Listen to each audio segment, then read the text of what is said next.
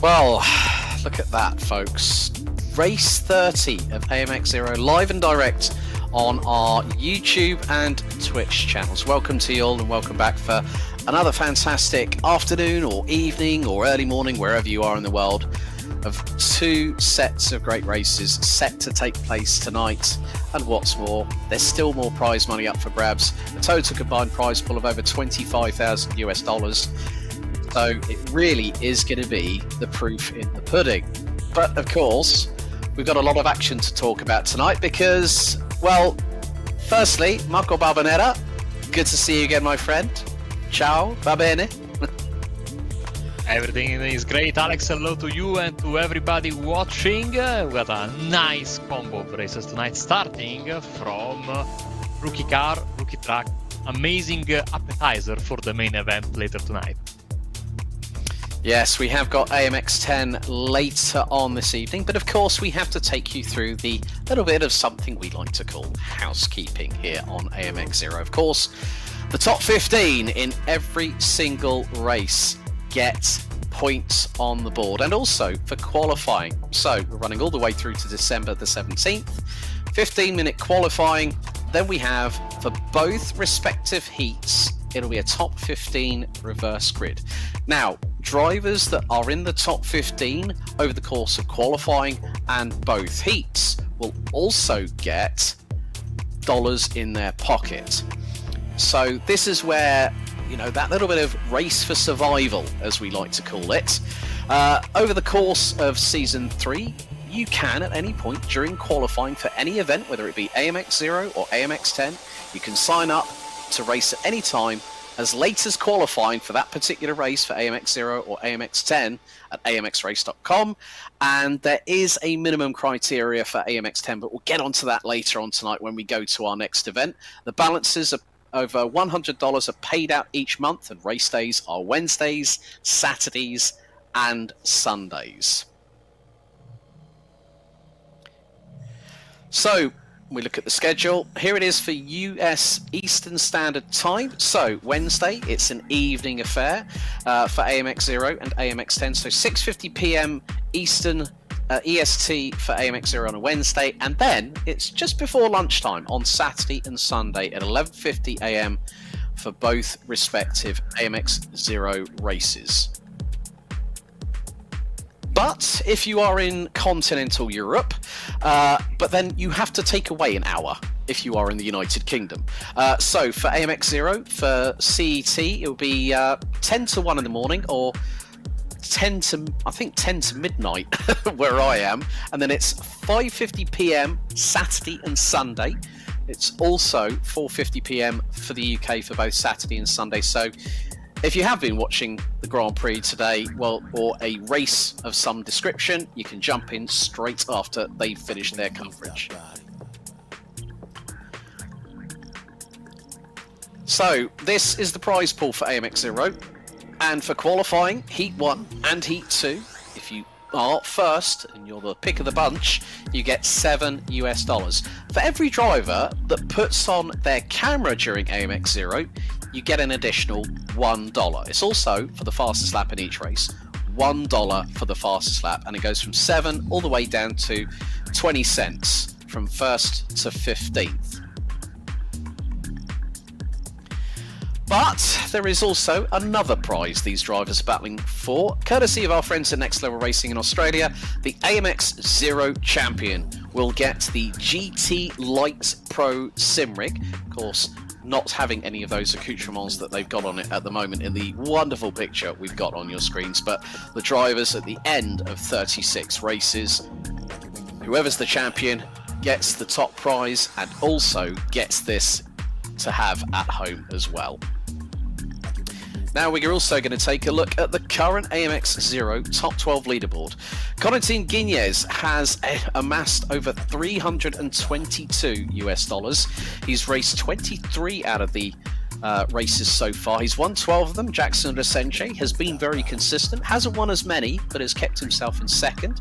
Ahead of Gerardo Ramos, Fabrizio Belzetti, Caio Gaspar, Gaston Coolharvey, who rounds out the top 6, with Kieran Harrison, Victor Miranda, Fabio Zampolini, Guilherme Eliseo, Facundo Rago, and Pedro Mora rounding out the top 12. Gaston Coulharvey has been the most consistent in terms of races competed in, and he hasn't won one yet. The same could be said for Zampolini, Eliseo, Rago and Mora, whereas everyone else has already got at least one win on the board. And then, of course, we, as Reed likes to call it, the power rankings. It's the average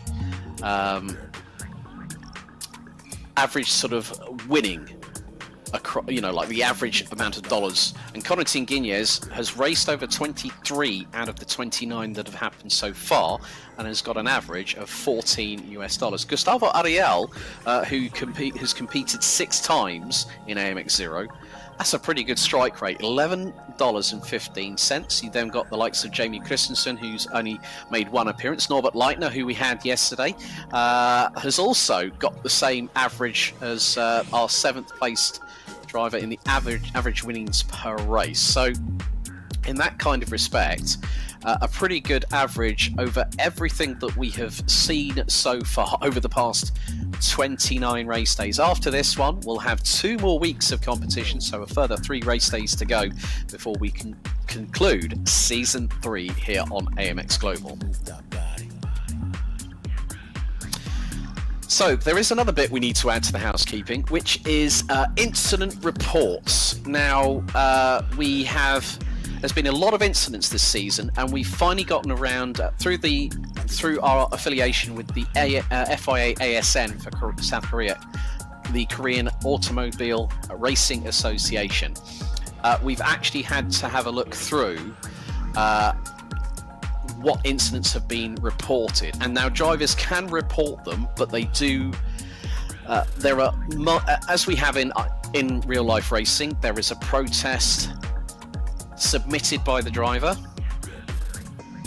and the thing is that when these incidents happen, drivers will report them, and also they have the rulings and penalties from this season have been suspended pending further infractions, but from week 9, which was from race 25 onwards, intentional incidents and penalties will be assessed and investigated. Of course, there are varying driver skill levels, and the reverse grid system, this can mean that there are some significant incidents during our races, but we are handling this through a review penalty stewarding system. But we have to emphasize that this is a test of survival, and a skill the racers need to have is the ability to go through navigate their way through a complex field of varying drivers with varying skill sets. And this will also showcase that, we've got to be firm, but we've got to be fair with it as well. So drivers can protest it. So that really rounds up incident reports. For any full reviews, they will be posted on our website at amxrace.com. But you know what? That's it for the housekeeping. Marco, over to you for the track and the car for tonight's AMX 0. Oh yes, and we are at one of the premier racing facilities in Japan for club racing and time attack. We're at Tsukuba, of course, opened in 1970. We are in the 2K layout. iRacing also scanned the 1K layout, which is a separate racetrack altogether. A rookie track, free for everybody, very short, but throws at you so many different kinds of corners. Overtaking is going to be difficult, but not impossible if you can set up your passes properly. One of my favorite racetracks in the world, shows that you can do a lot with a little space available. Beautiful design work for this racetrack, and has been in a racing back pocket for so many years. They scanned it at the very beginning, and then they finally released it 3 years ago, if I'm not mistaken, in 2020. So nice to have it here. A beautiful, beautiful racetrack. And we are going to be racing here with a rookie car, a fantastic car, a Japanese car, of course, the MX5 Global car, which is, of course, the rookie car for closed, for basically non-formula competition, non-open wheel competition in racing. A classic, has been in racing in so many different versions, and this one here, of course, updated recently to the latest specs of the real life car. an amazing machine that everyone in iRacing knows like the back of their hands, because it is the rookie car that you go on and race with when you first start. So honestly, Alex, a fantastic combination of both car and track that everybody will feel home in, and so I'm expecting these drivers to be very evenly matched throughout the procedures here tonight, both in race 1 and of course race 2 and qualifying, which is basically starting right now. So let's get the action underway for race 30. It's qualifying here at AMX 0, and we have a bumper. And when I mean bumper grid, I'm talking probably the best part of 30 cars. For those wanting the live timing, please use your smartphone and scan the QR code on the right hand side, as we are on board with Samuel Gurego in the number 78. Of course, as Marco alluded to, we have had plenty of racing at this circuit, especially in a favourite class of yours and mine, Marco, TCRs. But we're getting the first couple of laps coming in. It's the SimRC 1-2 at the moment. Kieran Harrison leading Corentin Guiñez, with Gerardo Ramos and Mexico's Mauricio Lozano completing the top 4. And quite a few more coming in with their lap times. Belziti, Rago, Ariels, Petrini, Zampellini, and a whole host more.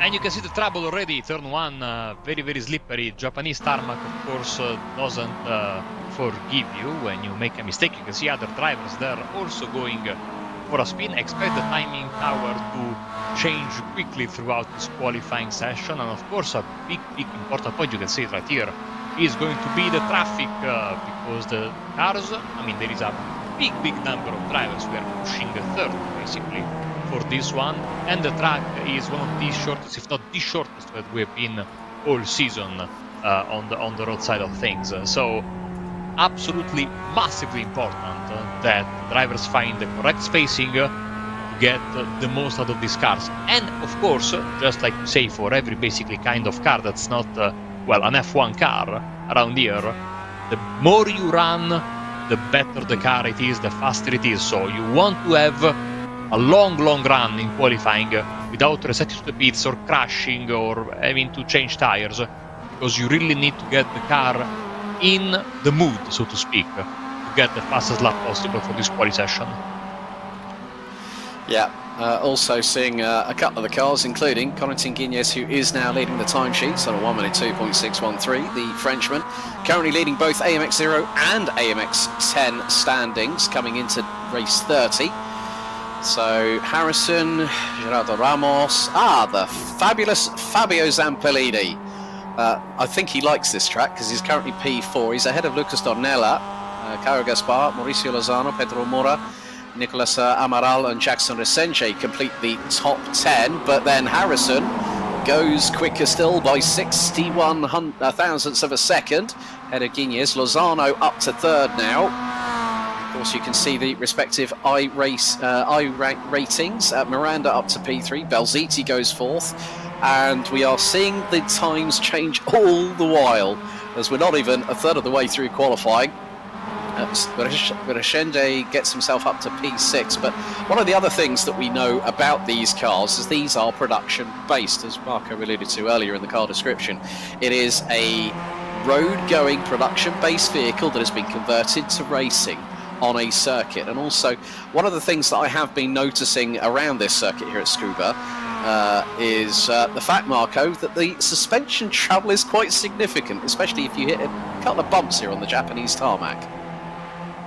You know, talking about that, I know more than one driver in iRacing, one friend that then, because of this car being in iRacing and driving it as a rookie, has then gone into bite one in real life. One of those, of course, is Michele Costantini, who has recently won a couple of races in the World Championship, including the one at Monza.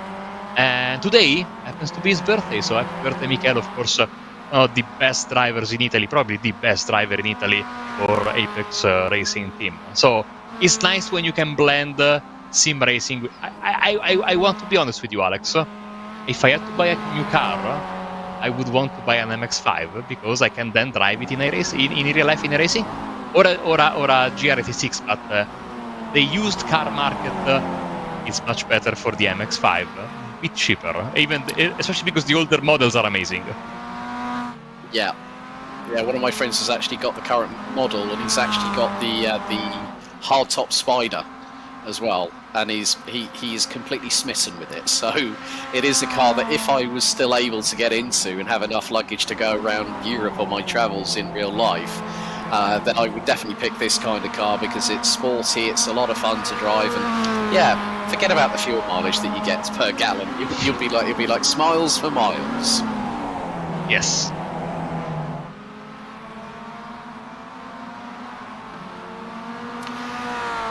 So things are looking.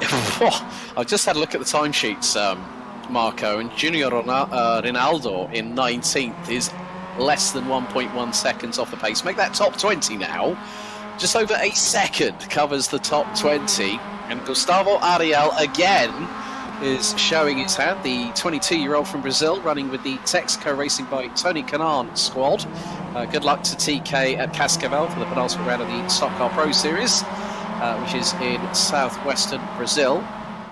They're having their 2 races actually as we speak, so of course Tony will just have to watch the replay a little bit later on here, either on YouTube or on Twitch. And a big thank you to everyone that has joined us so far tonight. Get your comments in the chat. Corentin Guiñez goes back to the top of the timesheets as we've gone past half time, and that is 94 thousandths of a second between him and now, well, Gustavo Ariel's decided to put himself in the middle of a SimRC sandwich at the minute, but we have seen this before where Guiñez has really showcased, and he's done the Triple Crown. We haven't had anyone else apart from Corentin Guiñez do that this season, whether it be an AMX 0 or AMX 10. So could we see that possibly happen tonight? Because if he stays on pole position, folks, he gets $7 in his pocket and ends up going to the back of the top 15 for Heat 1. And this is a track where overtaking, like I was saying earlier, is going to be very, very difficult. You need to take some chances if you want to make up positions starting from, well, basically midfield, given that we are, again, give or take 30 drivers for AMX 0 tonight. So certainly a tough task for Corentin Guiñez. Of course, it remains to be seen if he can get pole, because it's a very, very tight battle at the top of the table, as you were saying earlier, Alex. So this is the one, I like, going through the broadcaster notes earlier. I really like that, again, this is considered as a survival test of sorts, this championship. So making your way through a field of drivers with varied skills is considered crucial if you want to become a champion here. So, these fast drivers are used to, putting it on a pole, in a normal championship, and then, I wouldn't say riding off in the sunset, because, you still have to be super fast, but, when you put it on pole, you have big chances of winning. But here in AMX, no, we pull the rug from under their feet and say, you have to go back to 15th place. And so I like it because it keeps drivers on their toes, and nothing is guaranteed here. It's the unexpected is always around the corner. Yeah, like you said, pulling the carpet from underneath their feet, because you've got to work for that money. You've got to work for those dollars. We are one of the only leagues that does this kind of thing, where it's a top 15 reverse grid for both respective heats, and that is why we've got people like Norbert Leiner and like that coming in. Even David Toth, Arnage competition driver, was with us yesterday, and he said, I'm going to be coming back for more because I really enjoyed it. And that's the thing, drivers, okay, they, as you said, Marco, they want to be on pole position, but then drivers always like a challenge, don't they? They do, absolutely, and I know that everybody always wants to win, and they'll say, even when they dominate from start to finish, they'll say, winning is winning. But deep down inside, I know that they enjoyed the close battling and the overtaking, and having to race, both thinking, about keeping their car in one piece, but also thinking about that clock, or those laps, quickly coming towards the checkered flag, and you say, you're still in 10th place, and you need, that you need to take some risks. So it's a risk versus reward that, especially for the faster drivers, is the name of the game. And of course, we have also the drivers that qualify, let's say, today qualifying 15th will be midfield, so it's not exactly the back of the pack, but still, get promoted all the way to the front, and you have to learn how to deal with the big pressure of knowing that the faster guys are behind you, and that you need to keep it on the track if you want to have a chance. It's very, very true. It's a bit like 30 British touring cars at Brands Hatch Indy. We're going to have the same kind of thing here at Scuba, because we're going to have 30 cars lining up on the grid. 26 out of the 30 that have joined us here tonight for AMX 0 race 30 have put in a lap time, and 1.5 seconds covers first to 22nd position. If Thiago Pereira in the number 21, who's 22nd in the minute, improved his time by half a second, that will put him 19th behind Connor Healy. But this real estate kind of situation Marco was just describing, where track real estate is going to be very, very limited. You're going to have a lot of pack racing.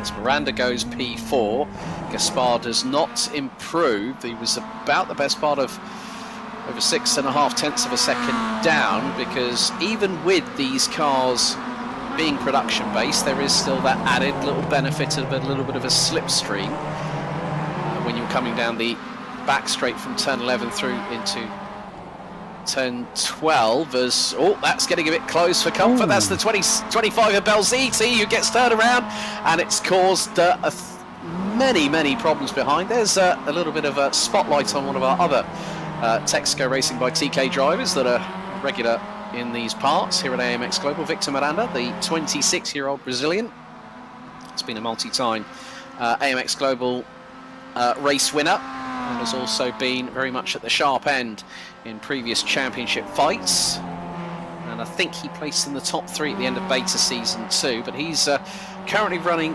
P4 at the moment. Does he improve? No, he doesn't, but Senjay does in the number 10. Pips his countryman by 66 thousandths of a second. Guinness and Harrison are in the pits, of course. It's going to be $7 going in the pocket of Corentin Guinness, 5 to Gustavo Ariel. A few drivers now starting to pit as the rest of them try and make their way around the circuit. Nicolas Amaral, who we're on board with at the moment, currently rounding out the top 9 ahead of Gaston Colharvey from Argentina. Fabio Zampolini. Then we've got Fabrizio Belziti, Guilherme Eliseu, Mauricio Lozano and Pedro Mora rounding out the top 15. So Mora on course, and basically, well, Dornella's just gone quicker. Yep, Lucas Dornella was on the same lap time as Pedro Mora and then just pipped him by 17 thousandths of a second. So we'll get, at this moment in time, that reverse top 15. So the drivers still pounding around the circuit, including Connor Healy. Then we've got Junior Rinaldo and then Amaral, who we're running with at the moment. We've got 20 seconds on the timer, but again, another showcase from Corentin Guinness there, Marco, as Ariel Harrison and Senjay Miranda et al. Have decided to pull it into the pit lane and consolidate that they will be in front of the pole sitter for Heat 1 coming up shortly. Yeah, fantastic lap, only driver in the 02.0, but I mean, like you were saying, the following drivers are super close on the nature of this racetrack, and nothing is guaranteed as the checkered flag waves, and of course we are in it format here on the iRacing service, so we go straight to, race 1. You can see our BenQ session winner, Corentin Guinness, is being very, very used to be on the bottom right of the screen in MX0 and MX10, and you can see the winnings for each one of these drivers. And now, very quickly, Alex, as you can see the starting grid on your screen right now, they'll be moved, onto the starting grid for what is going to be 20 minutes, or, if I'm not mistaken, 15 laps of exciting action. Yeah, Lucas Dornella will now be on the pole position, the driver from Duck Hawk Racing, part of the same team as Fabio Zampolini. So it is going to be, so there are your results for AMX0 Race 30 qualifying. It's going to be a top 15 reverse grid, so it'll be Dornella and Lozano on the front row, Eliseu and Belziti on row 2, as we are waiting for the field to ready up as we get primed and ready for Heat 1 of Race 30 for AMX0. Lucas Dornella and Mauricio Lozano will be on the front row, Dornella on pole. Eliseo and Belziti will be on row 2. Zampellini, Kulhavi, row 3. Amaral, Rago, Gaspar, Ramos, Miranda, Resenge, Harrison, Ariel, and Guiñez round out the top 15. Pedro Mura, Connor Healy, Felipe Spetriniv, Junior Ronaldo, Diego Villarreal, Samuel Grego, Tiago Pereira, Rafa Oliveira, Livio Mendonça. Then we got Guilherme Pereira, Miguel Silva, Victor Thierry, Fernando Pivetta, Mori Fernandez, and Vinicius Loyola rounding out the grid. But not everyone's on there. But we are just giving them a little bit of time just to get onto the grid. So standing start on this one. And as Marco said, there are going to be, the revs are building, the green flag waves, and it's going to be 14 laps here at the Scuba Circuit. As Dornella cuts across the front of Lozano as they go into T1. Eliseo trying to go high, wide and handsome around the outside, runs a bit wide. That's going to allow Belziti to get through. And he takes third place. A lot of already 2x2 Noah's Ark formation heading into the complex at turns 3 to 5 as they head into 5 and 6. There's a bit of a concertina train.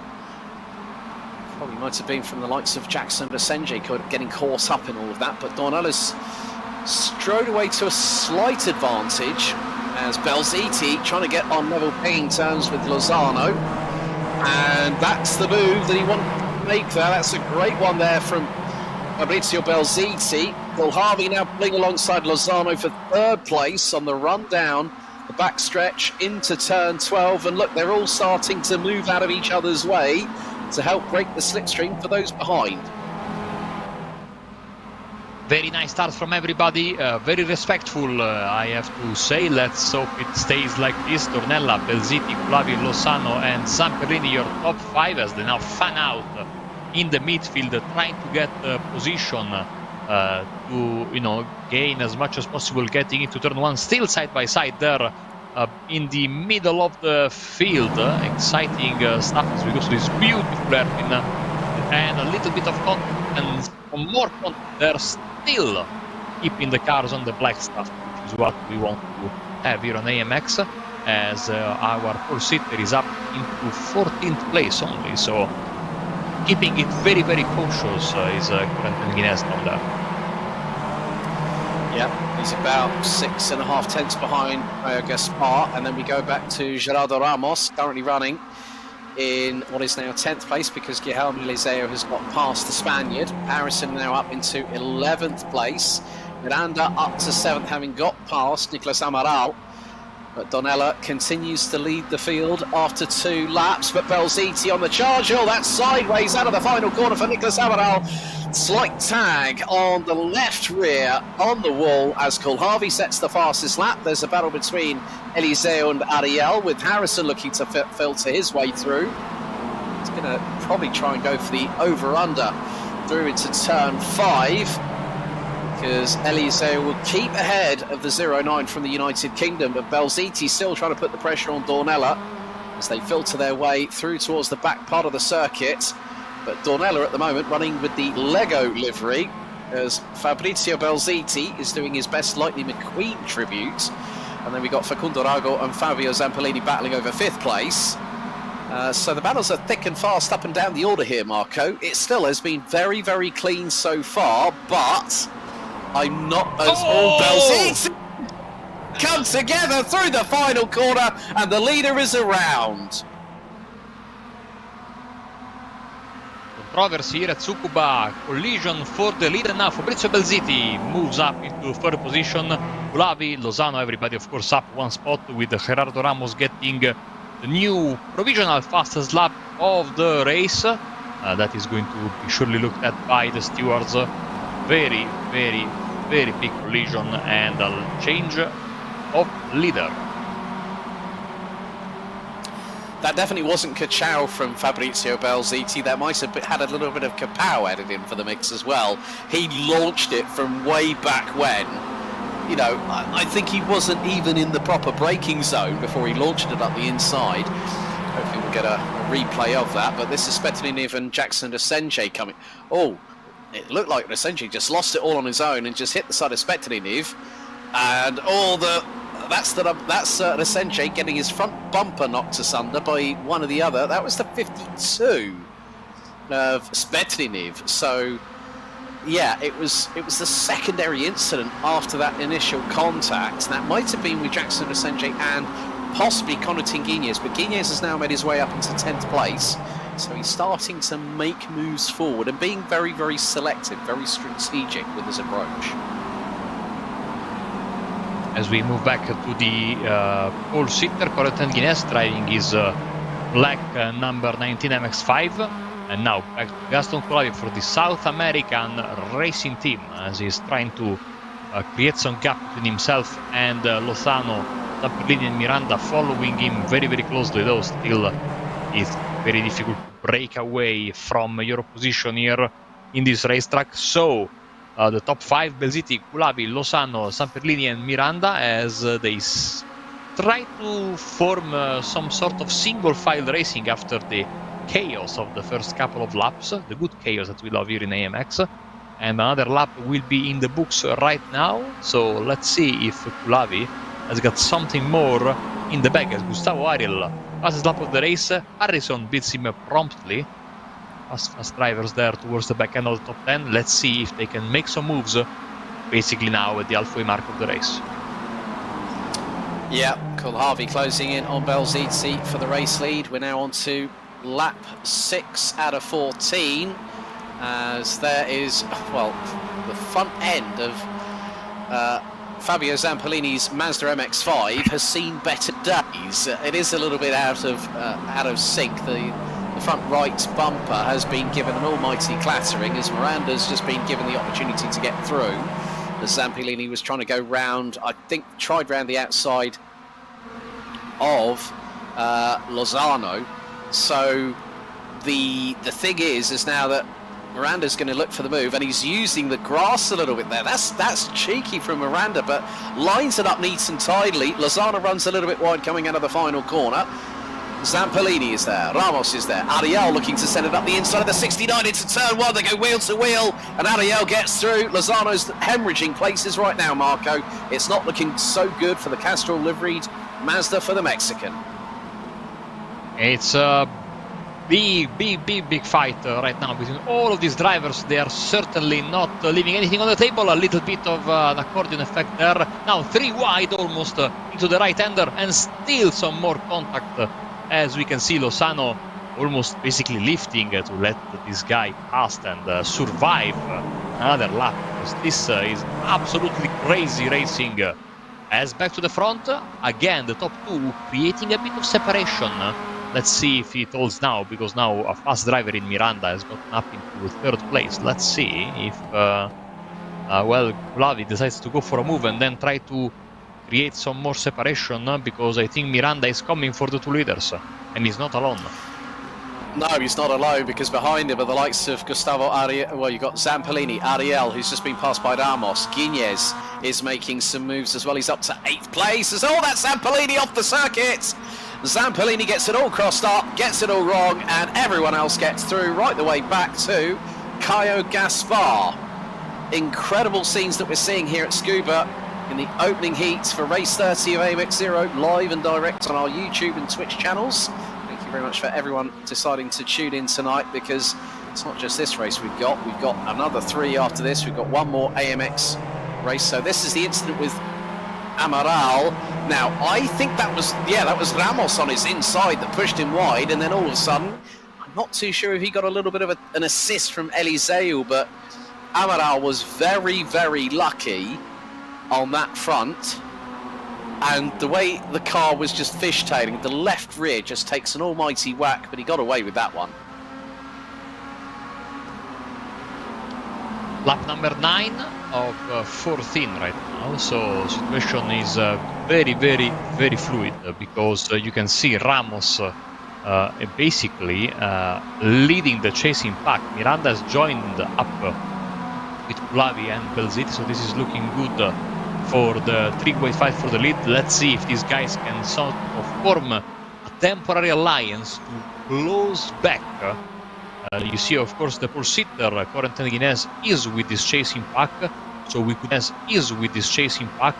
So we could potentially have a massive, like 10-car pack for the fight for the win in a couple of laps. Yeah, I think I sensed a little bit of desperation rather than a sense of urgency from Gustavo Ariel, because Corentin Guiñez is just picking opponents off like it was nothing, and Ramos is the cork in the bottle here, Marco. I mean, the gap now has expanded to 3.1 seconds between Ramos in 4th and Miranda in 3rd place, and now it's about who's going to pull the trigger, and it looks to be Ariel that's going to make the move up through the inside at turn number 1. Ramos goes a bit wide, gets a bit sideways whilst applying the throttle. Very, very close indeed out of turn 2, through into 3, now into 4. And it's side by side between Ramos and Harrison. Oh! Harrison gets a turn! Oh, he gets turned around. He tried to cover off Ramos, and there wasn't enough room for that to happen. And Ramos had nowhere to go, and Guiñez is right on his case. So another big surprise here, as we can see the attack there from Corentin Guiñez on Gerardo Ramos as we move back to the fight for the lead. Like I was saying earlier, effectively now a 3-way fight, and they are battling hard behind them, so maybe they won't be able to catch them after all. 3.5 seconds is a big gap in a short track like this. But you know what they say, Marco, expect the unexpected. If someone makes a wrong mistake out of this top 3, then you can bet your bottom dollar that those behind will be catching, because if one goes off and 2 have to disperse, then they'll lose a significant amount of time. And we've seen it before, haven't we, you and I, where someone's made a mistake and then everyone behind has caught them up literally within the next few corners. But as you rightly put, it is very, very difficult here to overtake at Scuba, but the drivers are making it look very, very effortless. If you put me in this kind of field, folks, I probably wouldn't have survived even up until the first half of the first lap, let alone getting to this point.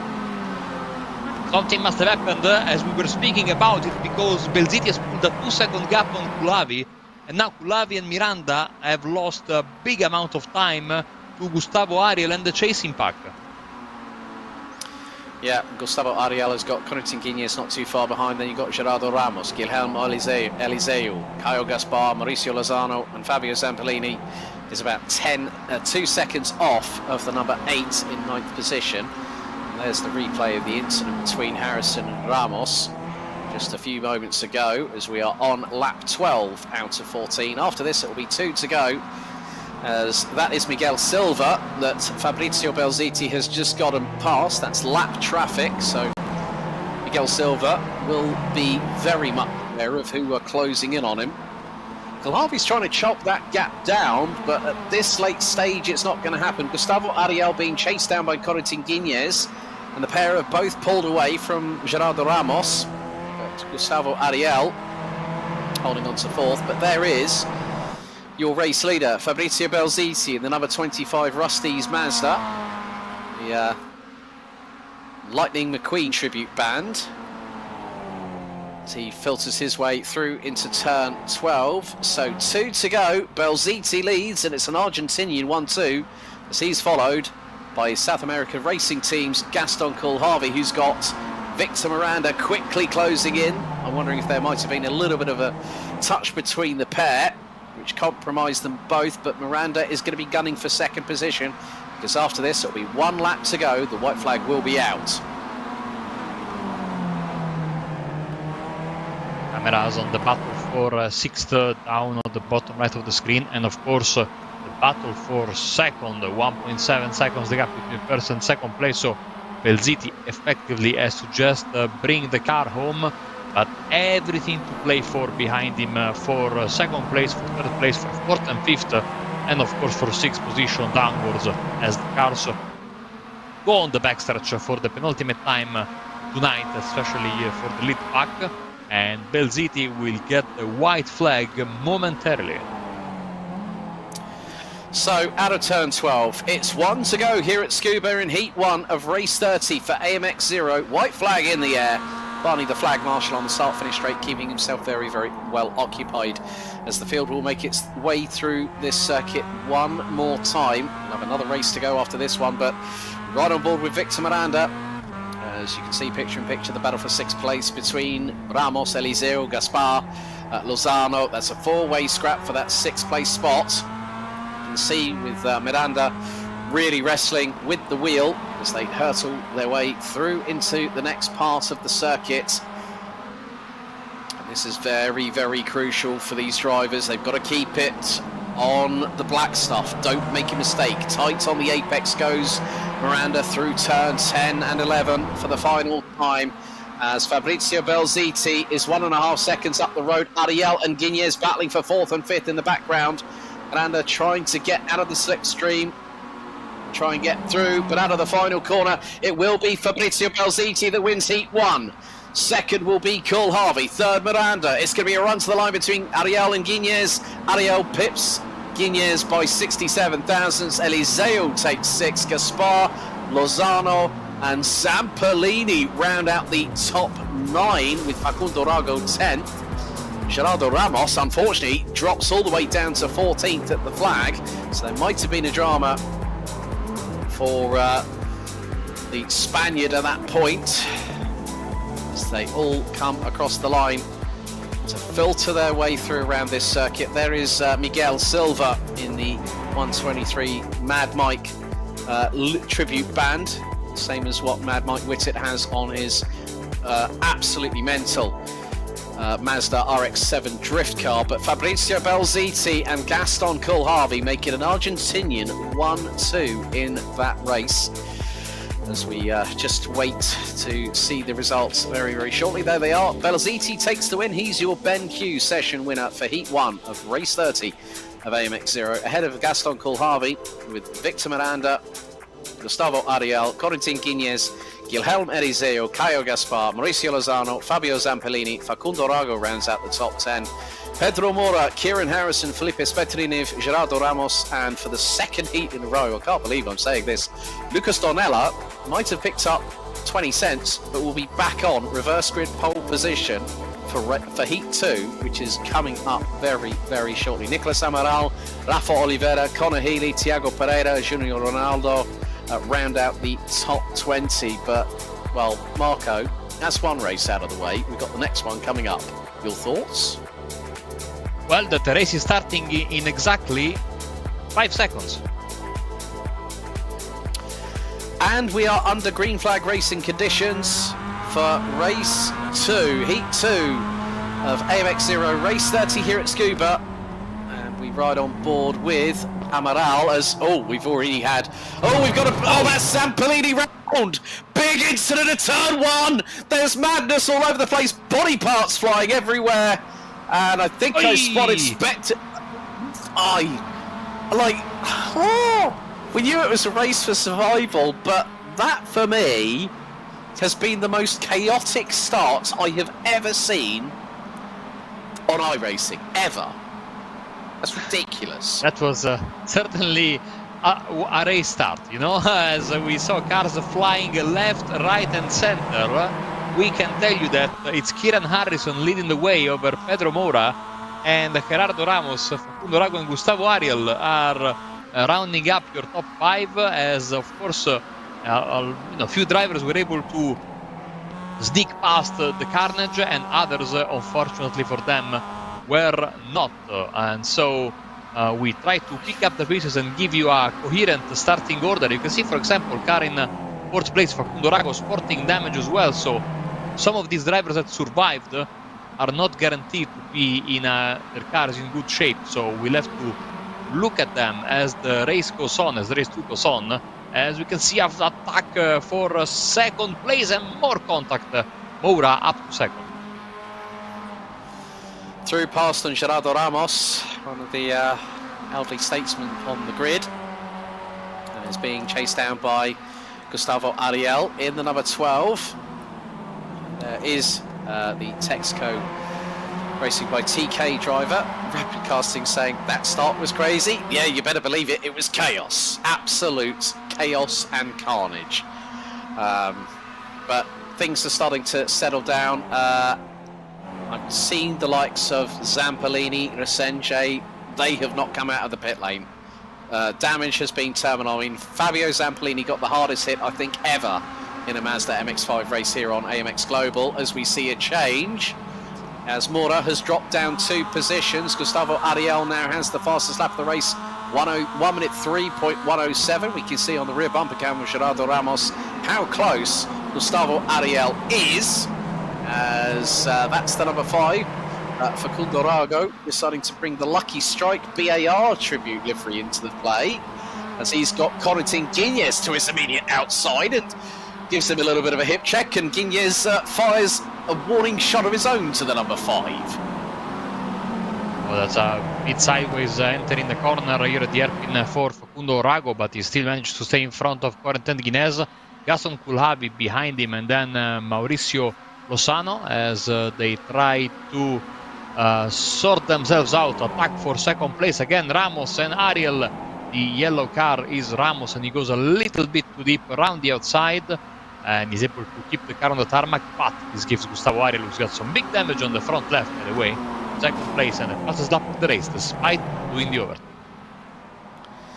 Yeah, Corentin Guiñez has just dropped down to 9th place, so there has been a bit of argy-bargy behind Gustavo Ariel. Pedro Mora, Facundo Rago, Gaston Kulhavi, Mauricio Lozano, Guilherme Eliseu, Corentin Guiñez, and Rafa Oliveira round out the top 10. They are flinging these cars into these corners with complete reckless abandonment. Forget mechanical sympathy. There was no mechanical sympathy because it was a concertina effect. Zampolini was taken out. He was backwards, spun the other way, and then we get this absolute melee on the outskirts of turn 2. Bumpers flying everywhere, smoke billowing into the local atmosphere around this circuit, and just outside of turn 2 there was even more drama with more cars involved. I think at least we had, yeah, and then the after effects of that one, it was just chaos personified there, Marco. I don't know how some of these drivers that do have damage on the left front, including Facundo Rago and Pedro Mora, they've all picked up the same sort of damage that Gustavo Ariel's got on the left front of the car. We'll see if in the long run that damage is going to be manageable, or if, because when you get damage like that and then you have another collision, you risk having some bigger consequences, of course, as you were doing that contact with a car that was in better shape. But so far so good for these drivers, as Gustavo Ariel, another fastest lap of the race the last time we went across the stripe, 1:02.6, and the gap between Gustavo and Kieran Harrison. Oh, there is a big spin there at the back. It's Mendoza, yeah. So he will have to restart from P17. Oh, and Oliveira as well. God, it's like buses. You're waiting for one, and then 2 come along at the same time. Like one car goes off, and then somebody else obliges as well. But behind Pedro Mora, Pedro Mora and Facundo Rago, Corentin Guiñez now up to 8th place, has just set the fastest lap of the race, 1 minute 2.195. So it's not going to be the triple crown for the French wonder tonight, as they head into turns 5 and 6. As Lozano tried to get the run on Kulhavi coming through out of the midpoint between turn 5 and 6. Lost a bit of traction. Guiñez is right on his rear bumper again in the battle for what is 7th position on the road. We're on board with Pedro Mora as Facundo Rago decides to go high, wide and handsome around the outside at turn 10. That's brave. And they are going to be rubbing paint. And Rago, around! I cannot believe it! What on earth is going on tonight? Oh man, with these cars especially, when you get in that position with the left rear or right rear rubbing against the front left or front rear of the other car, a hook is always a possibility, and unfortunately that is exactly what happened. And thankfully everyone behind them was able to avoid making it an even bigger crash. Wow, it's all going on in this second race of AMX 0, and remember, we have 2 more races for you tonight after this one. Yeah, we've got AMX 10, and we'll be welcoming back Evan into the booth as well, alongside myself and Marco. But yeah, the battle lines have clearly been drawn, but no one seems able enough to win the war at the moment. But Guiñez trying to do the crisscross on Mauricio Lozano at the moment, can't get the job done on the Mexican, but Kieran Harrison has kept himself out of trouble there's the incident in the picture-in-picture between Mora and Facundo Rago, and there's Mora doing a 540, and then just watch what happens next. So they try and keep out of the way. I think it might have been a rejoin issue. Well, the rejoin possibly might have caused the problem, as there goes Corentin Guignez up the inside of Lozano. That's through turns 1 and 2. And the Frenchman, will he make it through? They've got Silva in front of them in the 123. And Lozano straight back at Guignez. Hip check between the pair. Lozano's going to send it through at turns 5 and 6. Will the Mexican get the whole shot, get the traction? The answer is no. And there is Facundo Rago waiting in the wings to pick up the pieces if anything happens, but runs a bit wide. He's being chased down by Brazil's Guilherme Eliseu in the number 57. And the gap between Ramos is, that's a bit cheeky there from Lozano. Punting the back end of Corentin Guignez. Might have just outbraked himself a bit late going into turns 10 and 11. But I think they both got away with that pretty much scot-free, Marco, but laps are fast running out. We are already past the halfway mark of the AMX 0 race 2 for tonight. Kieran Harrison is losing a bit of time to Gustavo Ariel. Gap is half a second right now. He's not losing as much as I was maybe expecting, but Gustavo Ariel has been a tough battle with Gerardo Ramos, who's been a bit enigmatic tonight.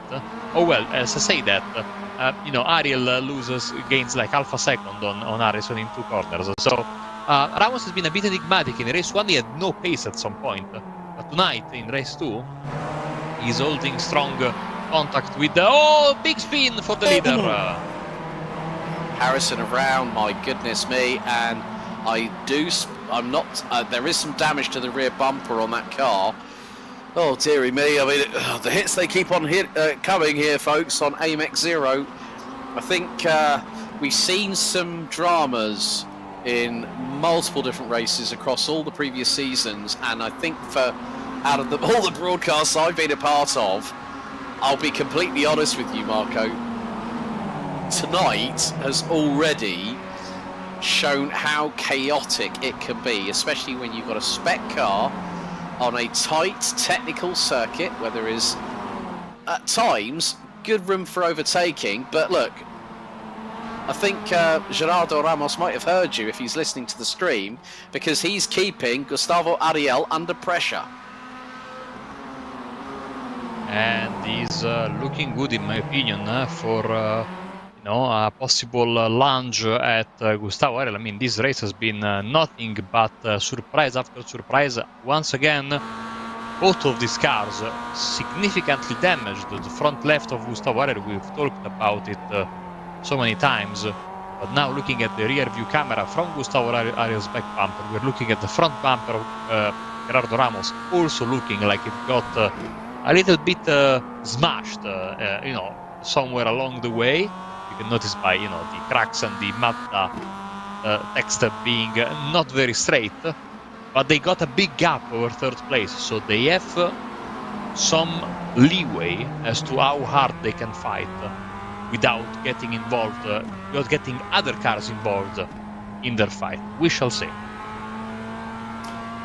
Indeed, we're on lap 11 out of 14, so after this one it will be 3 to go as our leaders make their way towards the far part of the circuit. So it'll be turns 10 and 11, and then the long run down to turn 12 here at the Scuba circuit. And yeah, it's getting very close between Guignez and Kulhavi. Guignez is in the slipstream. That closing speed is now accelerating as they will head into turn 12. Tighter line taken by Guignez. Kulhavi turns it in and cuts the Frenchman off very neatly there. He did have the right of way, being on the pretty much on the racing line, but here comes Guignez in the run towards turn 1, and the Frenchman gets through for P3 as Kulhavi pretty much opened both barn doors and let him through. Corentin Guignez up into 3rd place, as we've just seen, as in front it's still 0.3 of a second, the gap between Gustavo Ariel and Gerardo Ramos. We have then a big fight for basically, 5th, 6th, 7th, 8th, and then a little bit of a gap for the back end of the top 10 with Grego and Miranda following a little bit further behind. Let's see a replay. Was there contact or was there not contact? Well, yes, there was. Yeah, that just goes to show very, very quickly how that can change things up. So that's a real shame for Kieran Harrison, as we have got 2 to go. Ariel leading from Ramos. Guiñez 3.1 seconds behind in third. He's fending off Gaston Coulharvey. You know the caliber of both drivers. They have competed against each other previously here on AMX Global. As you can see the flash of the LED tail lights on the back of the number 19 of Corentin Guiñez. We go on the rear bumper cam with the Frenchman now. So we'll head into the infield section underneath the Dunlop Bridge, and then it's going to be the run over to turns 10 and 11. But Gustavo Ariel and Gerardo Ramos still at this point, with one more lap to go, Marco, after this, are comfortably ahead. And the white flag will wave in just a second. Coulharvey is keeping in touch with Guiñez. That's a bit surprising, not because Coulharvey is not fast, but because Guiñez is very, very fast and has been all season long. So all to play for third place and the final spot of the podium, as well as the fight for the race lead. The white flag is out. Yep, 14th and final lap of this race, and also the final lap of AMX 0 Race 30, live on our respective YouTube and Twitch channels. Of course, we do know that there is a slight technical difficulty with our stream on YouTube, but head over to our Twitch channel at twitch.tv/AMX_global. That will be pinned in the as a link in the chat. But here is the battle for the race lead. Gustavo Ariel will make it 2 different winners from 2 different heats tonight, unless Gerardo Ramos has anything to say about it. They're closing in on each other, going down the backstretch into turn number 12. And what's more, it's out of the final corner, the pedal to the metal, and this time Gustavo Ariel will win Heat 2 of AMX 0 Race 30 ahead of Gerardo Ramos. Corentin Guiñez holds on for third. Coulharvey, Lozano, Facundo Rago, Guilherme Eliseo, and the recovering Kieran Harrison rounds out the top 8. Samuel Grego in 9th, Victor Miranda in 10th, Fabrizio Belziti in 11th as Diego Villarreal, the Uruguayan, comes across the line in 12th. Rinaldo, Mori Fernandez and Jackson Resenche ran out the top 15. Livio Mendonça ahead of Thiago Pereira. Conor Healy, Rafa Oliveira and Vinicius Loyola ran out the top 20 as we wait for Miguel Silva in the 123 Red Bull liveried Mazda to come across the line. He is the last of the classified finishers behind the likes of the fabulous Fabio Zampellini. Well, it wasn't fabulous for Fabio because he got turned around on lap 1 in through turns 1 and 2. So 23 drivers made it to the flag. So Gustavo Ariel becomes your BenQ session winner ahead of Gerardo Ramos. Corentin Guiñez making it to P3. And the top 15 right the way down to Jackson Resenche in the number 10. All pick up prize money. Of course, that concludes our racing action for AMX 0 Race 30 here at the Scuba Circuit in the iconic Mazda Global MX-5 Cup car.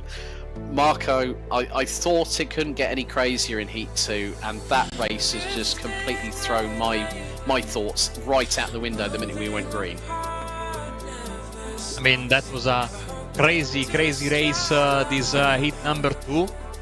And everything happened, like all things you could imagine. First lap crash, collisions for the race lead, and everything else in between happened in this race. It was quite crazy, but once again it goes to show you it's a minefield out there, and if you want to get out and win, you need to be always aware of your surroundings, and quick reflexes are needed. Our faster driver in qualifying, Corentin Guiñez, got many victories tonight, despite being probably the fastest on the single lap and in race pace as well. So always interesting. And now, Alex, we move all the way to Europe, to Magny-Cours.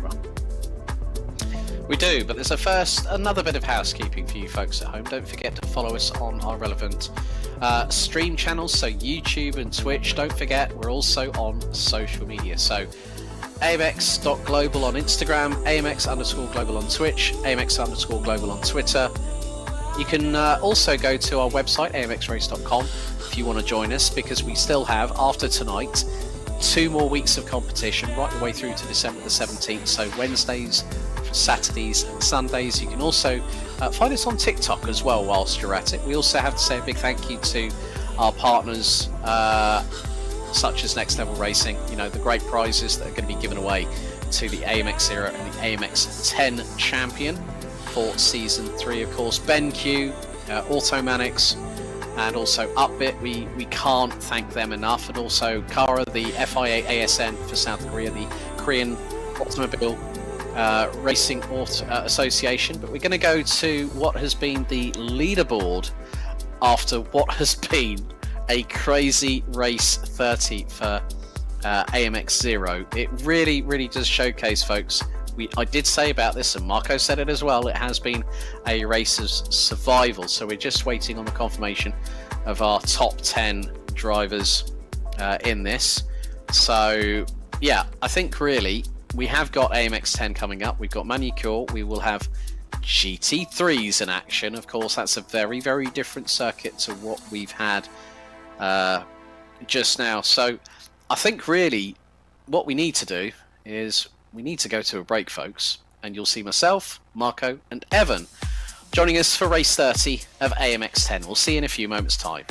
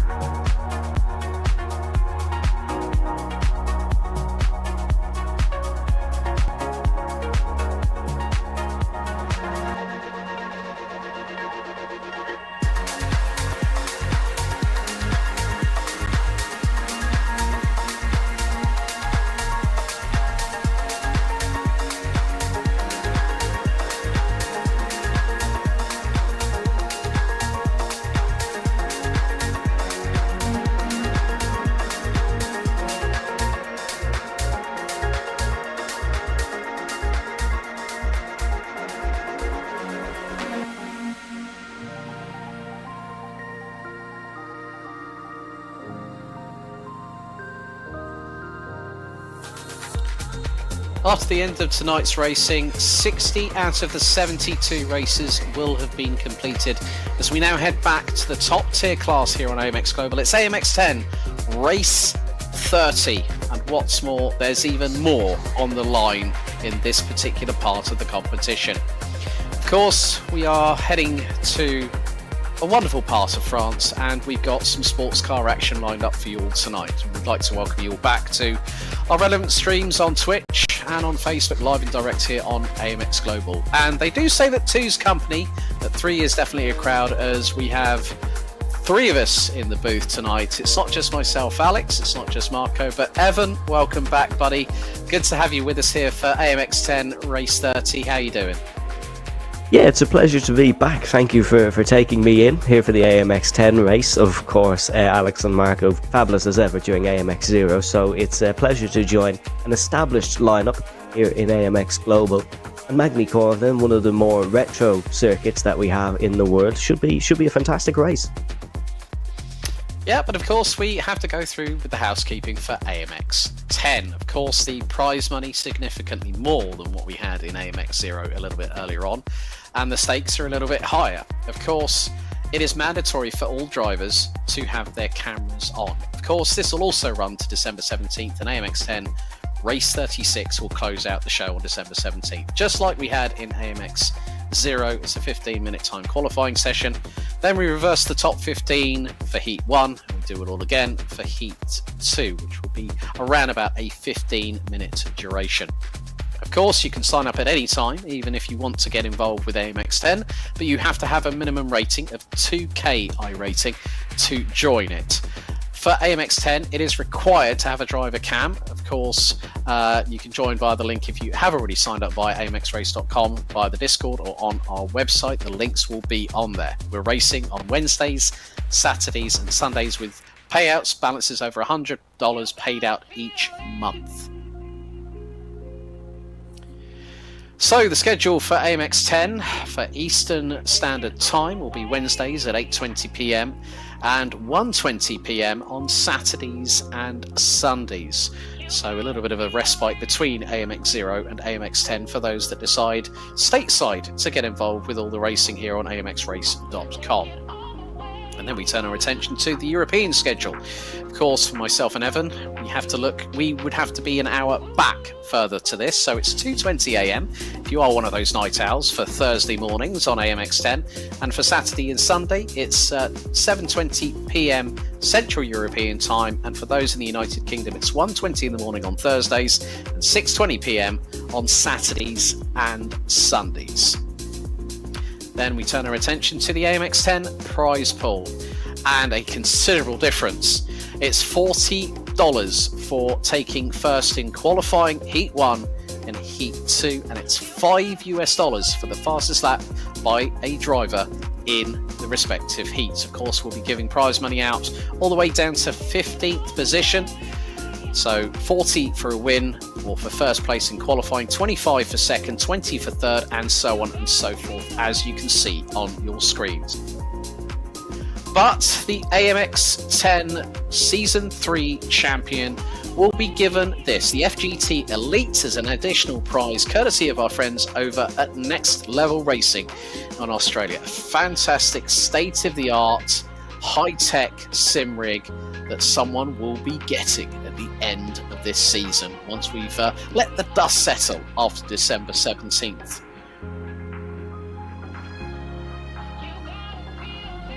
So here's your current AMX 10 top 12, and Corentin Guignez and Gael Valero make it a French 1-2 at the moment. $1,386 already amassed by Corentin Guignez, who's won 6 out of the 22 races he's competed in. Gael Valero's won 3 and has raced in 24. Fabrizio Belziti and Jackson Resenje showing their consistency, along with Kaya Gaspar, who round out the top 5. And those 3 drivers, the latter 3, are covered by $18 coming into race 30 this evening. Diego Pinto, Victor Miranda, Kieran Harrison, Fabio Zampolini, Gerardo Ramos, Facundo Rago, and Gianni Vecchio round out the top 12. Gianni Vecchio, having done a very, very good job, raced 8 and has only won 2 so far.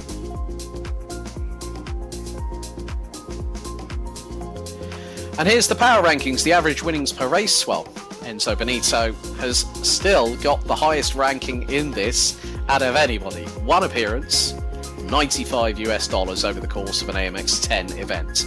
David Toth, who joined us yesterday evening, he's done a very good job as well, $79. Chris Lallum, also a Team Redline driver, with rounding out the top 3. Balazs Torossi in 4th. Diogo Pinto, Josh Thompson, Connor Nixon, Corentin Guignez, Gustavo Ariel, Gianni Vecchio, Florian Lebigre, one of the latest additions to the Team Redline crew, is 11th ahead of Ollie Steinbraten. And that is your top 12 power rankings for the average winnings per race here on AMX 10 for Season 3.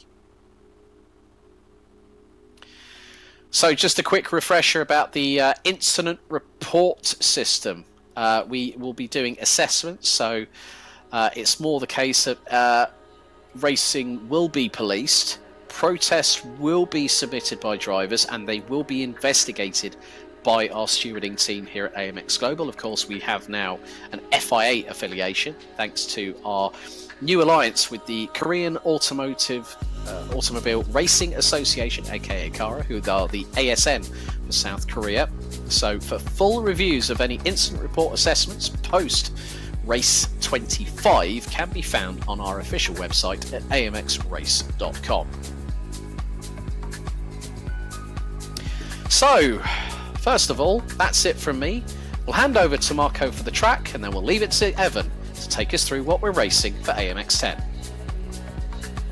Thank you, Alex. Yes, we are at Magny-Cours, of course, a beautiful track in France, in the middle of nowhere. It is often criticized by the likes of Flavio Briatore and others, and that's why it's no longer on the F1 calendar. It's a very technical track, very difficult to overtake here, but there are some spots, and over the years it has switched to become more of a home for French categories and a mainstay in the World Superbike Championship, even to this day. Of course, a track that holds a special place in my heart because it's here in 2012 where my favorite rider, Massimiliano Biaggi, won his 6th and final World Championship by half of a point against Tom Sykes, one of the greatest finale of a season ever in World Championship history for the bikes. And of course, tonight we'll be racing here with the GT3 cars, and to introduce them to you is going to be Evan. Yeah, the GT3 car is one of the more popular categories, I suppose, in global sim racing as well as in global motorsport. These cars do sound awesome. They have a lot of variation in terms of engines, some having V6, V8 and V10. All the major manufacturers of the world providing us with a fabulous GT3 car here on iRacing, and we have a wide variety of them. Here this evening, just looking at the timing screens, there's plenty of Ferraris, Porsches, BMWs, Lamborghinis. They range about 550 brake horsepower, some a little bit above, some a little bit below, but really a fabulous car for racing. A 6-speed sequential gearbox in the majority of them, and rear wheel driven, of course. Some of the heavier cars, I suppose you could say, in iRacing, when comparing them to your single seaters, your Formula Vs, but they are fabulous cars, and hopefully we do have a fabulous race here this evening. As Marco said, it could be difficult for overtaking around Magny-Cours, but these drivers are creative, and hopefully we can get them with some creative overtakes. Yeah, so GT3, of course, the Circuit de Nevers Magny-Cours, part of the FFSA GT Canada, and also, I think for 2024, the Fanatec GT World Challenge powered by AWS will also be heading to that region in France. It is a very, very big challenge, and of course, we are very shortly getting underway with our 15-minute timed qualifying session, which will decide our grid for heat number 1 around this fantastic circuit, which does have. So we're gearing up, getting ready, and it's going to be about putting the pedal to the metal, also making sure that in qualifying you are at the absolute limit of adhesion, and it is going to be a tricky, fast and difficult challenge as drivers now make their way out of pit lane. Qualifying underway for AMX 10 Race 30, of course, as we have here.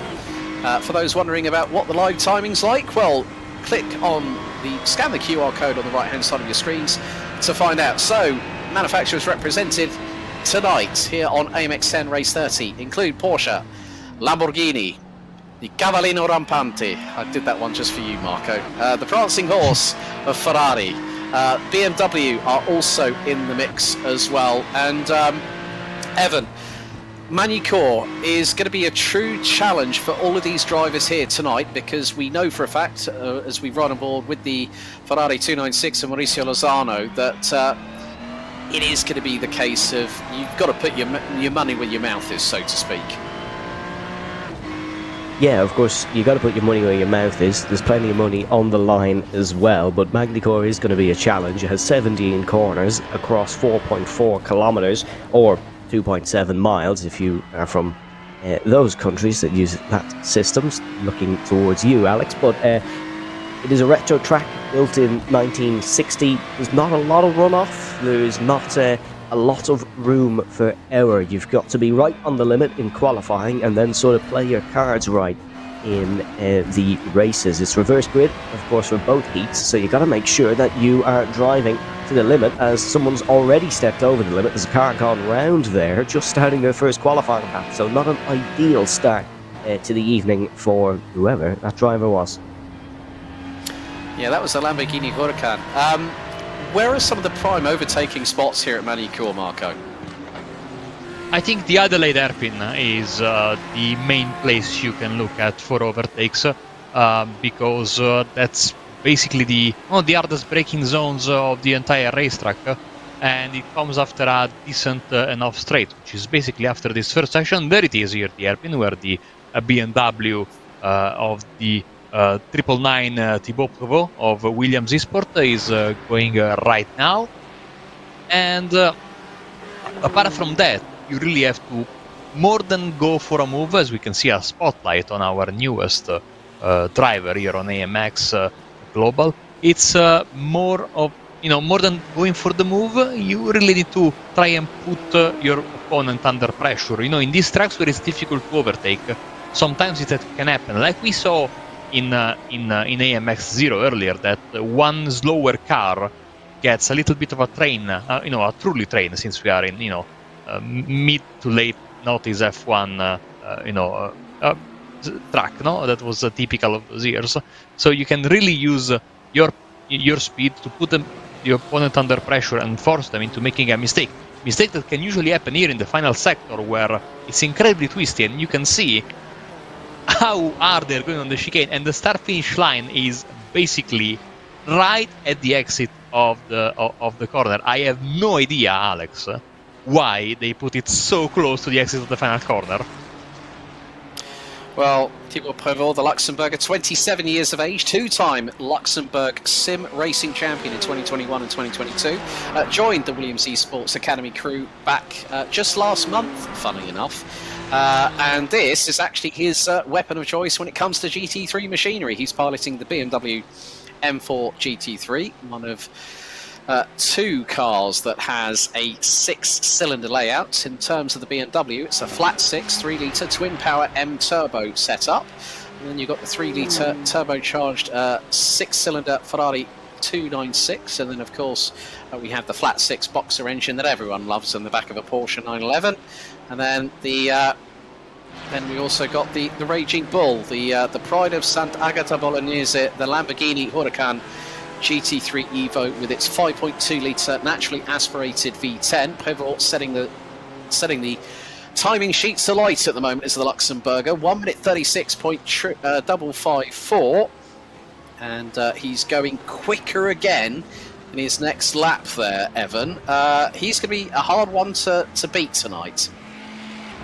Yeah, it's going to be a tough nut to crack. He actually wasn't the quickest in the practice session beforehand, but look, practice not always 100% reliable. He comes in under the Williams name, of course, a very, very famous racing brand in Formula 1, and then the Williams Esports team as well, achieving a lot of success recently. They won a virtual Le Mans, I think, as well at some point, and Prevost has running what reminds me of the BMW Williams Formula 1 team. Such an iconic livery, but he's in a BMW with a Williams livery, so hopefully he can live up to that name, the team that produced so many drivers. But it seems like Corentin Guinez, who usually sort of likes to run riot at the top of these leaderboards, sometimes has a bit of a challenger here this evening. 6 minutes gone in qualifying. The quickest time is a 1:36.4 by the Luxembourger. And yeah, this could be an intriguing session. Yeah, Jackson Assange goes up to P6 in the number 16 BMW. So a good effort from Jackson. Got the likes of, Pedro Oliveira in the second of the Lamborghinis that ran at the top three. In the 87 has put in a 137.329 at the moment, Marco. Prévost and Guignez standing out, but who else are you keeping your eyes on? And we can't look past the black stripes that are also in the field. It's going to be Victor Miranda, currently sitting in P17, the last of the drivers with a valid lap time. And you guys can see on the timing tower there on the bottom left of your screen, it's not a significant lap time. It can be much quicker than a 1:59. And then Gustavo Ariel and Gael Valero, both of them without a valid lap time. Mind you, Gustavo Ariel is so close to 11,000 iRating. It's a number that's scary to even think about. If you think that, I've never on the road side of things went past 1.8, which is where I'm sitting right now. I honestly am speechless. We also have an 8K, a 9.5K in Gael Valero. So, I mean, these are some of the best drivers in the world. Yeah, we've probably got the best part of nearly 25 GT3s set to compete here in AMX 10 Race 30 for Heats 1 and 2. Dorian Lelièvre in the number 25 has yet to set a lap time. Neither has Valero. Valero's done nearly 2.5 laps so far, and both his previous attempts have been invalidated. Ariel now puts in a lap time that puts him 17th. We did see Tim State running in VR, which is... you know what, I have to give Tim kudos for doing that, and it's going to be quite interesting how he gets on. I mean, at the moment, Evan, he's currently 17th, but we've seen Tim State, come back time and time again, and that's what I love about AMX Global, is the fact that we open it up to different skill levels, and even he has an opportunity to go for prize money. Yeah, exactly. Because there's prize money for so many different positions, it allows drivers of different skill levels to come in and have a go here. And honestly, really impressed by the fact you can play a game like this on VR. I could never do it. So I have the utmost respect for State, and we can see he is running the Lamborghini for this evening. But yeah, it's great to see drivers who just have a sort of a never give up attitude. They'll always be back, they'll always give 110%, and State is certainly one of them. A very impressive young driver to potentially keep an eye out for this evening. Yeah, Porsche have made their impact felt in the top four at the moment, with Fabrizio Belziti and Caio Gaspar now running third and fourth respectively.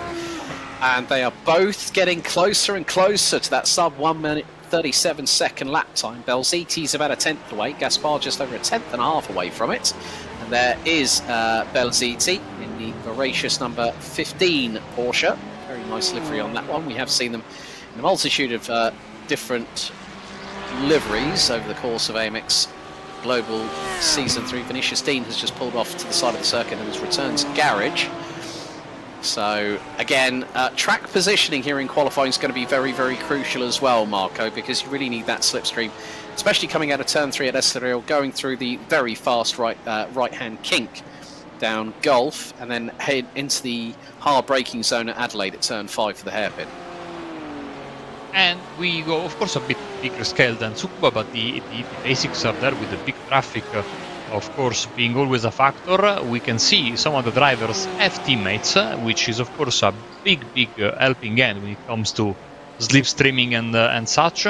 And of course, as we were saying earlier, the more you drive these cars, the better they are. That's in iRacing true for basically every car, apart from some very specific and limited ones in this regard. And the big downforce cars, they maybe go, or the cars that are like the F1 car or the GTP cars, which of course have the hybrid system. You have more, one-shot kind of deal.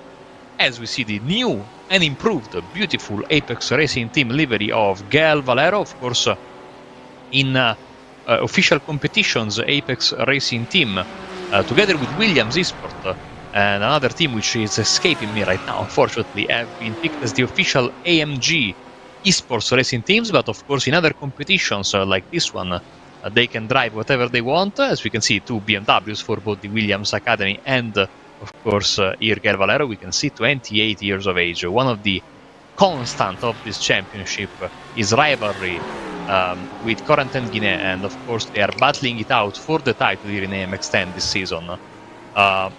Certainly one of the constants all the way since the first season of AMX to the season 3 we are doing right now.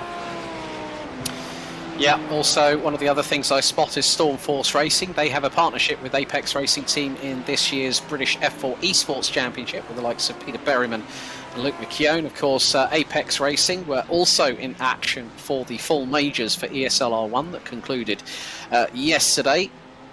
So a few of the drivers doing their level best. Prévost has just gone even quicker still, 1 minute 36.236. A monster lap there from the Luxembourger there, Evan, and he's 4/10 quicker than Corentin Guinée, who's decided to return to garage with 3 minutes to go. So I'm just waiting until they both decide to come out of the pit lane, but Valero's just put it P3. Yeah, Valero deciding to have his little input on proceedings here around Magny-Cours. But yeah, that lap is impressive, 1:36.2. There is improvements across the board though. That's Donella who's gone up to 8. We're looking at Facundo Rago coming across the start-finish line. Him and his fellow Porsche behind him, or sorry, in front of him, apologies, running in unison. You can see Pedro Oliveira has set a couple of green sectors on the bottom, but unfortunately nothing to be on that regard. Thiago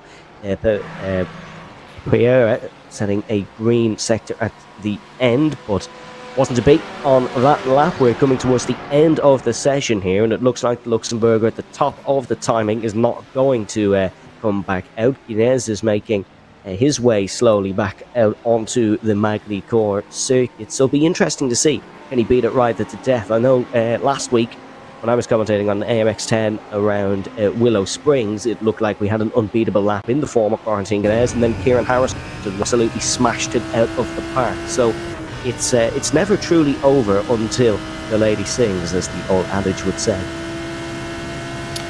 Indeed, well put there, Evan, as we ride on board with Corentin Guinée ever so briefly. He's still trying to put the hammer down in the Lamborghini Huracan. We are just under a minute and a half away.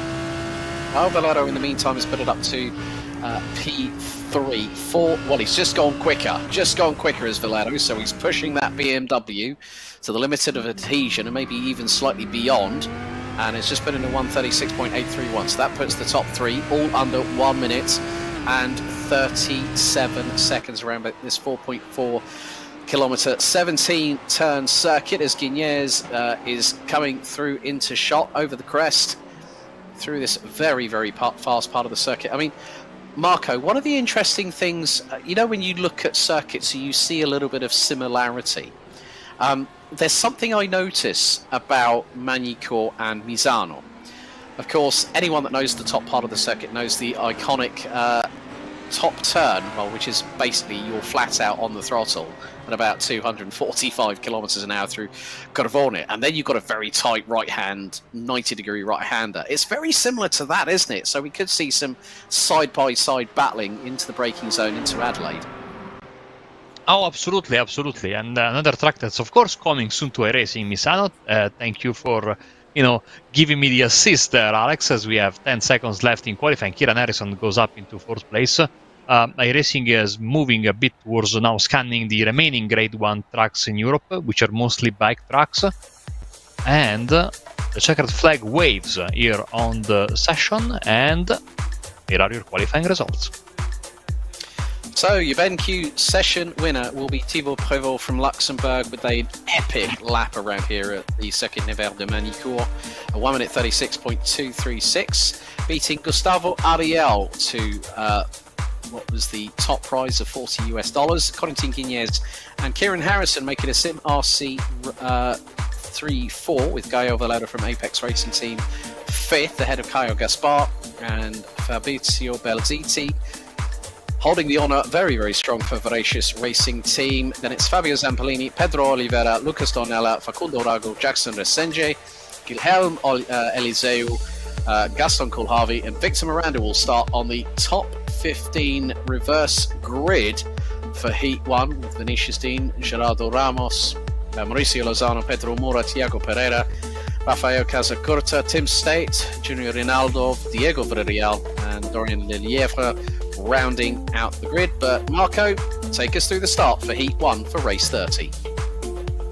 And as you can see, we are ready behind the official iRacing pace car as we're going to take a full lap around Magny-Cours. As you can see, the starting grid, of course, reversed for this first race. You know, I'm looking at the top 15 being reversed, and out of this top 15, there are like 10 guys that can win this race. It's going to be quite an interesting one, and I want to see, of course, how Prevost will be dealing with this reverse grid situation, because of course he's been quite fast in qualifying, but this is like a new experience for him, I think, and we'll see if he's going to be patient and will be able to pick up his spots as the race goes along. Of course, we have time limit set to 20 minutes, and the race distance is going to be 11 laps, whichever comes first, usually the laps, and I can imagine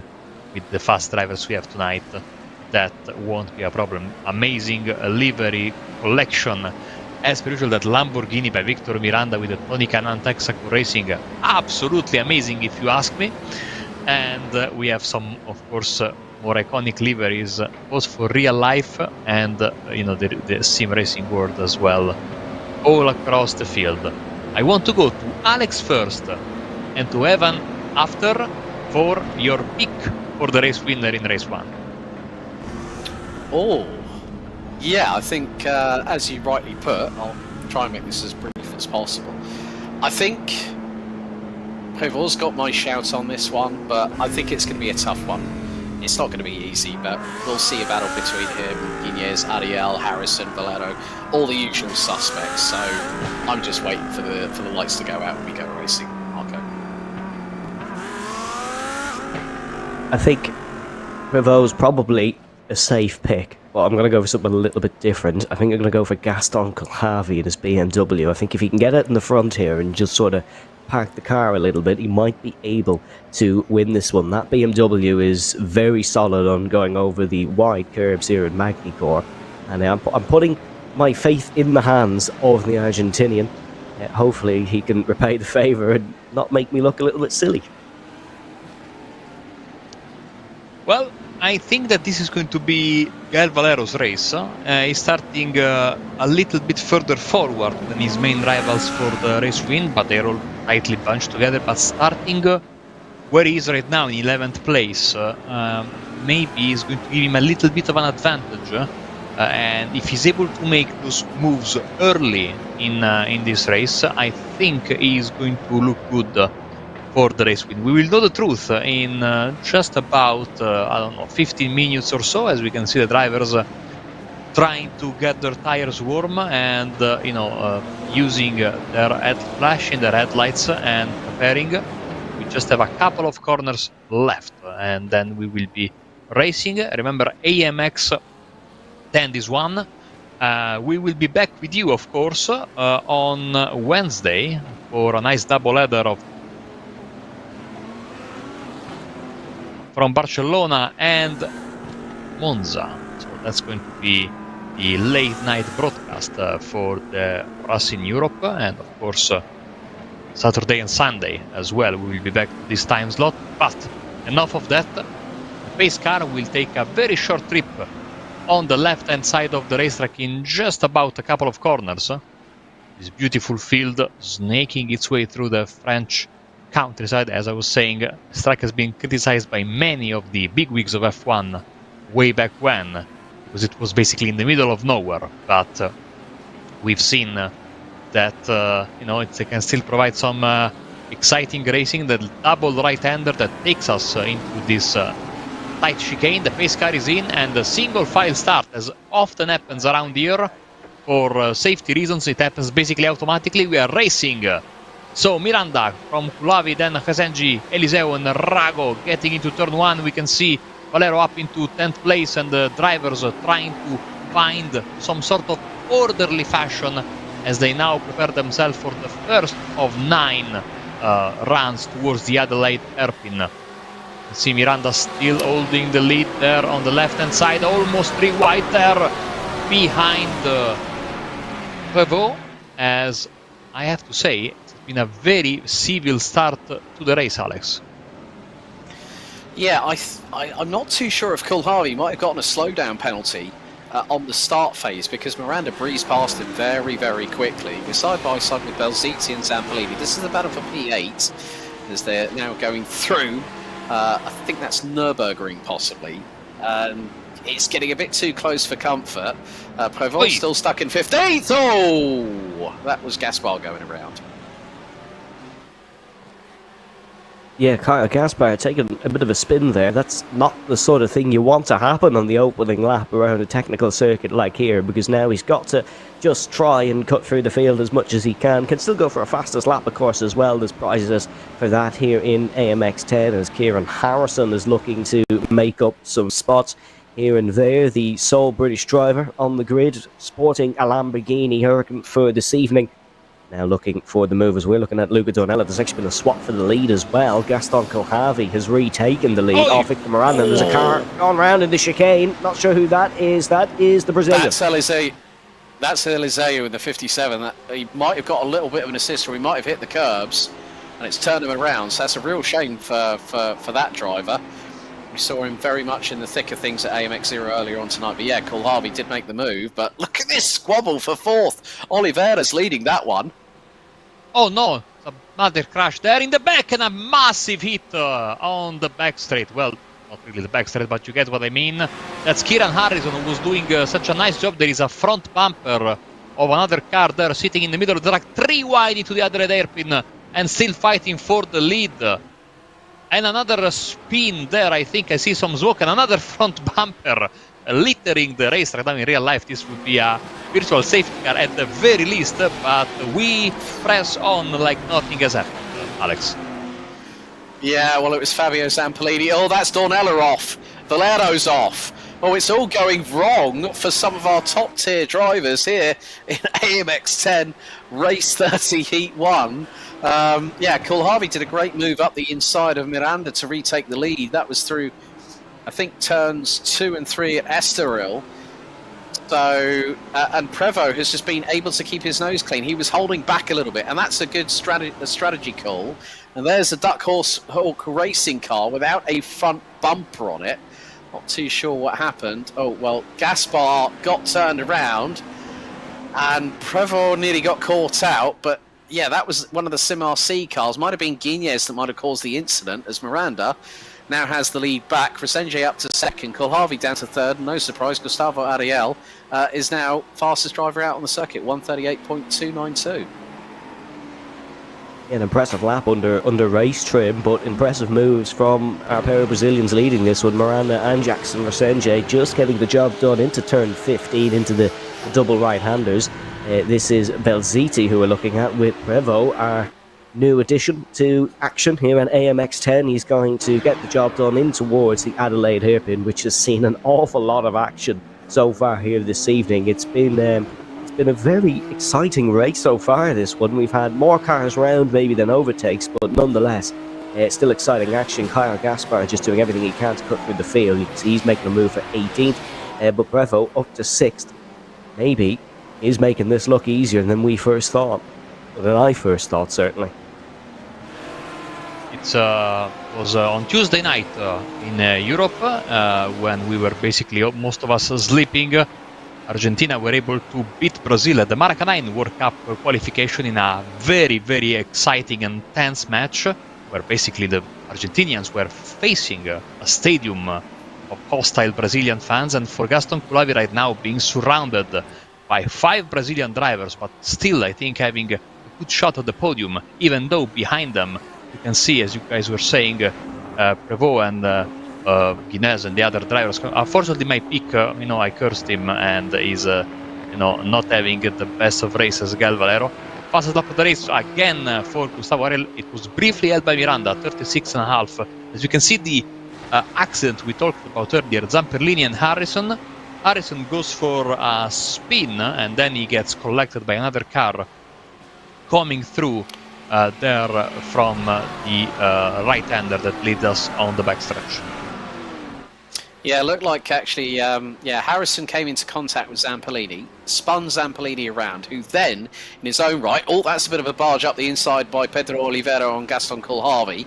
That nearly catches out Ariel in the meantime. He gets through. There's Prevot. So everything is moving in the right direction for some of the drivers who started towards the bottom part of the top 15. Of course, Prevot started 15th, now up 10 places to 5th. So yeah, it was a case of the contact was initiated, I think, just by a coming together between Harrison and Zampolini. Zampolini then, when he was spinning around, caught Harrison, and the hook went in for the British driver, who's now down in 16th position. And then there was another Lamborghini that might have just ripped off the front of Fabio Zampolini's bumper. So yeah, it's not been easy for a few of our regular hordes, but yeah, Prevot just taking his time. The gap between Gustavo Ariel and Gaston Coulthard has now gone down. Well, Gustavo Ariel on his last lap took out 1.3 seconds out of P3. He's flying, is Ariel. He was quickest in the practice session, couldn't manage to do it in qualifying, still got second, I believe, but then the reverse grid, of course, sent him further back. But he is performing excellently, as is Guinness, who was up 6 positions and now hunting down Pedro Oliveira. Both in a pair of Lamborghini Hurricanes, so the cars will be fairly equal. It's just what driver can take more time out of the other, where on this Magny-Cours circuit that will decide this battle. Down to the Adelaide hairpin, Oliveira is being slipstreamed by Guinness, who was not able to look up the inside into the right-hand hairpin. He'll try and get the better exit on the run down towards Nürburgring, see what he can do. But so far, at 5 of 9, Victor Miranda still looking very solid up the front, but he's got a couple of quick cars in the form of Ariel and Prevot, who are hunting him down. You can see right now the camera focusing on Gaston Coulthard, and we are looking back at him because there is Gustavo Ariel, the main, biggest mover so far, together with Prevot, and they're of course trying to one-up each other. As you can see, the crash that we had on the second lap at the hairpin, with the bumpers going everywhere. As you can see, a little bit of contact, a very aggressive move there by Gustavo Ariel. Is still side by side, and now he has to slot back behind Gaston Coulthard, so an attempt, a very brave one at that. And another big dive bomb. Can he stop the car? He can't, and so Coulthard gets back into 3rd place. Well, from our perspective there from the onboard, Alex, that almost looked like a surefire collision between the pair of them. Well, he was very, very lucky, was Gustavo Ariel, because if he'd have braked any deeper, he would have been off into the gravel and straight on into the barriers, and that nearly gave the opportunity for Thibaut Prevot in 5th position to get through. But what this has done is, whilst that squabble was happening, that's now expanded the gap between Coulthard and Resenje to 1.7 seconds, who in turn, Resenje is 1.3 seconds behind race leader Miranda, as we run on board with Gustavo Ariel, through into the hairpin at turn 5 at Adelaide. And this is going to allow a bit of traction for the BMW of Prevot, and that was neatly done there by Ariel, and a little flash of the lights. Don't know whether that was courteous or otherwise from Coulthard, but Prevot is very quick to close in on the back of the number 27, running the old McLaren Marlboro livery. Of course, we've had Lucky Strike in one broadcast, Marlboro in another. I think the AMX Global team need to ban any sort of tobacco-esque liveries in future. I've discussed that on stream before. Yeah, we can see Coulthard losing 2 spots on 2 laps. It almost looked like Ariel was just getting a little bit impatient, rather, and he noticed that Prevot was very quick behind him, as Guinness getting a spot on Pedro Oliveira there in the background. You can just see as we have Thibaut Prevot's on board on the picture-in-picture. A big thanks to the directors once again for giving us all these different perspectives. You can see there Ariel and Prevot almost even. You could not really separate them. And this is going to be an interesting battle to the end. But Marco, should these two battle like typical racing drivers would, or should they maybe form a bond here for a brief moment, work together to try catch Victor Miranda and Jackson Resenje? You know, the logic says yes, they should form an alliance, but we know race drivers, when they are in the hot seat, they see a car in front of them, they want to go for the move. We only have 2.5 laps left, basically, in this race, and this is going to be a fantastic finish. Now, Miranda, 1.5 seconds, looking good so far, but behind him, anything to play for, especially, I think, for second place. I don't think Prevot and Ariel will play nice to each other. If they come close, there's going to be an attack by the driver from Luxembourg. And we have a side-by-side moment here between Kieran Harrison and Lozano as they head into a difficult part of the race. We've seen this kind of situation many times over the years in F1, where inevitably the guy that's on the inside there has to take to the escape road. Thankfully, everyone made it through in one piece, and I think, Alex, we might have an attack on Ariel from Prevot very, very soon. Well, you could also say the same about Ariel on Resenje, because that gap has come down to less than a second. It's about 8 and a bit tenths as they go through the tight right-hander here, now into the chicane that will bring them onto the start-finish straight, so through the Complexe de Lycée. And let's see what the lap times are. Well, Prevot was nearly 2 tenths quicker than Ariel on that previous lap. Ariel was, well, 7 tenths quicker than Resenje. You can see now that Prevot is closing because he's got that little bit of dirty air being punched through by Ariel in that very aerodynamically appropriated Lamborghini in front of him. It means that Prevot's got the opportunity to sort of line things up, but we have got 2 laps to go after this one. It's going to be, well, 1 lap to go after this one. It's going to be very, very close, but I think Prevot is really going to, if he gets a good run like he's doing now, but look at how the gap has closed between Ariel and Resenje. This is a 3-way scrap for second because Miranda is away and clear. He's checked out with a 1.9 second lead over Resenje. Yeah, Prevot trying to trend the needle as close as possible to Ariel. Is Ariel going to be saved here a little bit? Well, the fact he's getting a slipstream from his fellow Brazilian in front. Obviously, he's going to want to get the move, but when you get runs like this down towards 15, 16 and 17, you are able to just keep behind and keep the driver behind. As we can see, a bit of a move here from the Luxembourger, trying it round the outside, was never going to work in the month of Sundays, unfortunately, on Ariel there. He's now got to try and defend the BMW behind while attacking Jackson Resenje's BMW in front. He is the meat of the BMW sandwich, unfortunately, heading on to the final laps of the race. As you can see, Victor Miranda takes the white flag. This is going to be a really good battle on the last lap. Sale la Blanca here in Magny-Cours for race 1 of AMX 10. It's going to be a fantastic grandstand finish for second place. Resenje to defend from Ariel, Ariel to defend from Prevot, and of course they all want to finish in that second spot. We can see slipstreaming on the inside and now pulling to the side.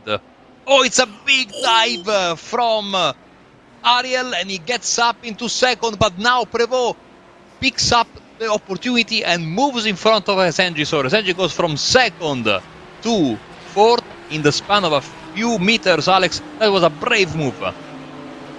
It was textbook from Prevot. He could have gotten 2 for the price of 1 because Ariel just dive-bombed up the inside of Resenje, and he knows now that if he wants to get those $25 in his pocket, Prevot's got to really like the touch paper. He's got probably 1 chance at the very most, and he's swarming all over the back of Ariel, but I think it could be that the number 12 might keep a hold of second.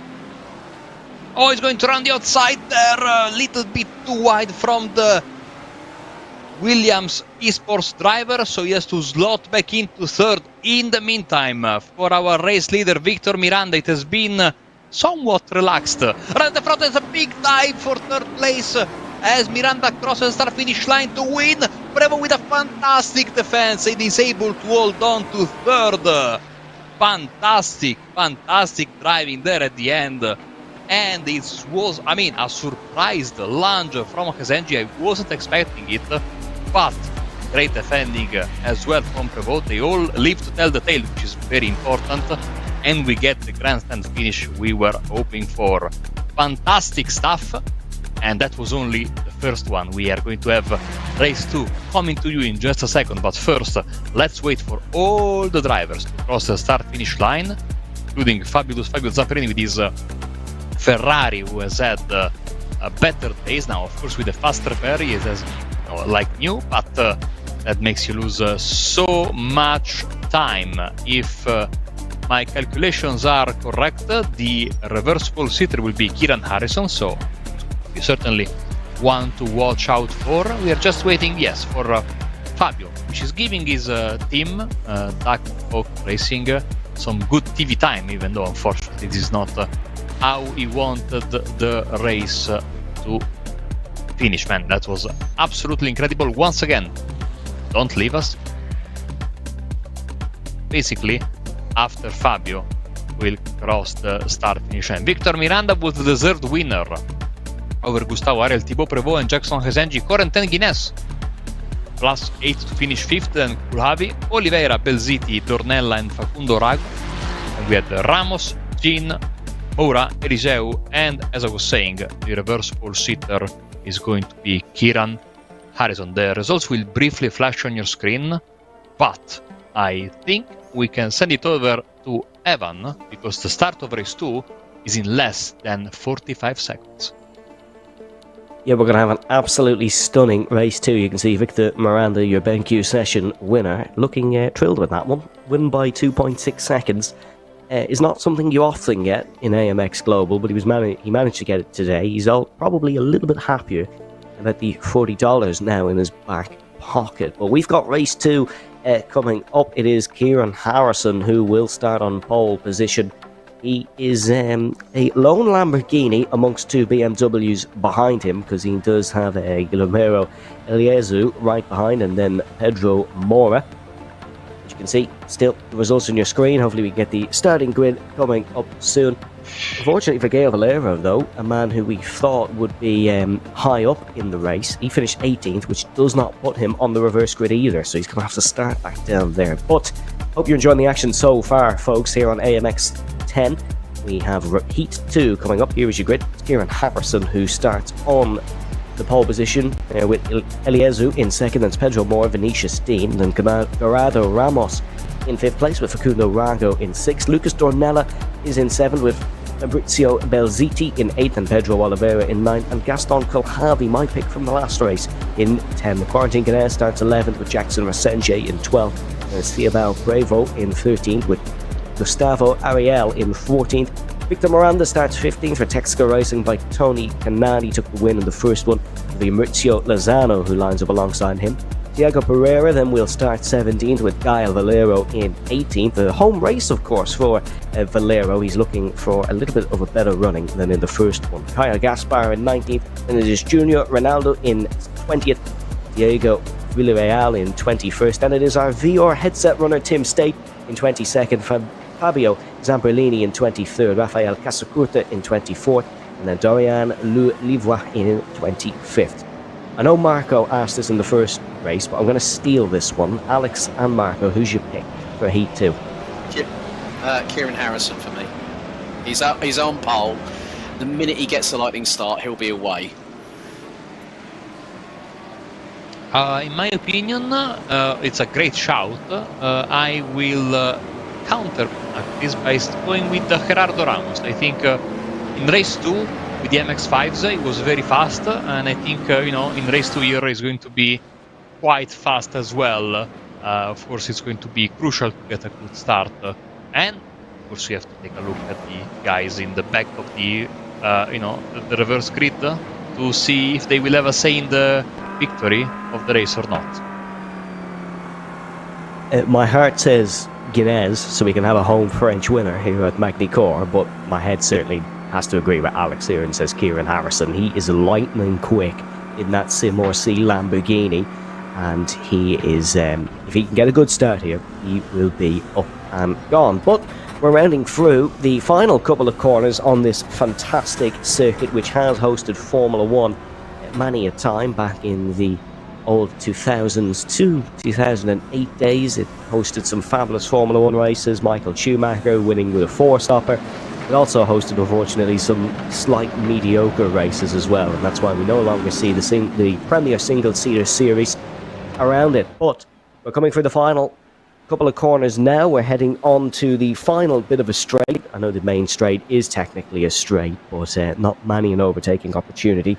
Heading in towards the first corner, the Grande Curve, and then in towards turn 2 and turn 3 of Estoril. That's where these guys are going to look to make some early moves. But the Adelaide hairpin was the one where we saw all the racing action the first time round. The Porsche pace car is going to peel into the pit lane here. It'll be Kieran Harrison on the front row with Guillermo Eliezu alongside him, and we go racing here at Magny Court. They're 2x2 through the final chicane, but Harrison, as predicted, is up and away here in towards the first corner. That's a Lamborghini off and big into the wall. Luca Dornella, who's off big into the wall there. There's another car gone off as well. That's actually, is that Victor Miranda, I think, who could have gone off there? No, it was Gaston Kohavi, apologies. So Gaston not having a good start. Harrison up and away, as we said. Then Pedro Moura chasing down his fellow Brazilian in third. It wasn't as clean as the first stint, as Thibaut Brevo looking to battle once again with Gustavo Arial. He's probably getting a little bit sick in the behind of that car. Diving into the Adelaide hairpin, though, they're three abreast here in the background. A bit of a nudge between them, and that's actually a car gone round. That is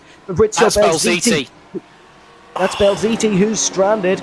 Real messy in towards the Adelaide hairpin. It's chaos here in Heat 2, but Kieran Harrison is leading by a second plus.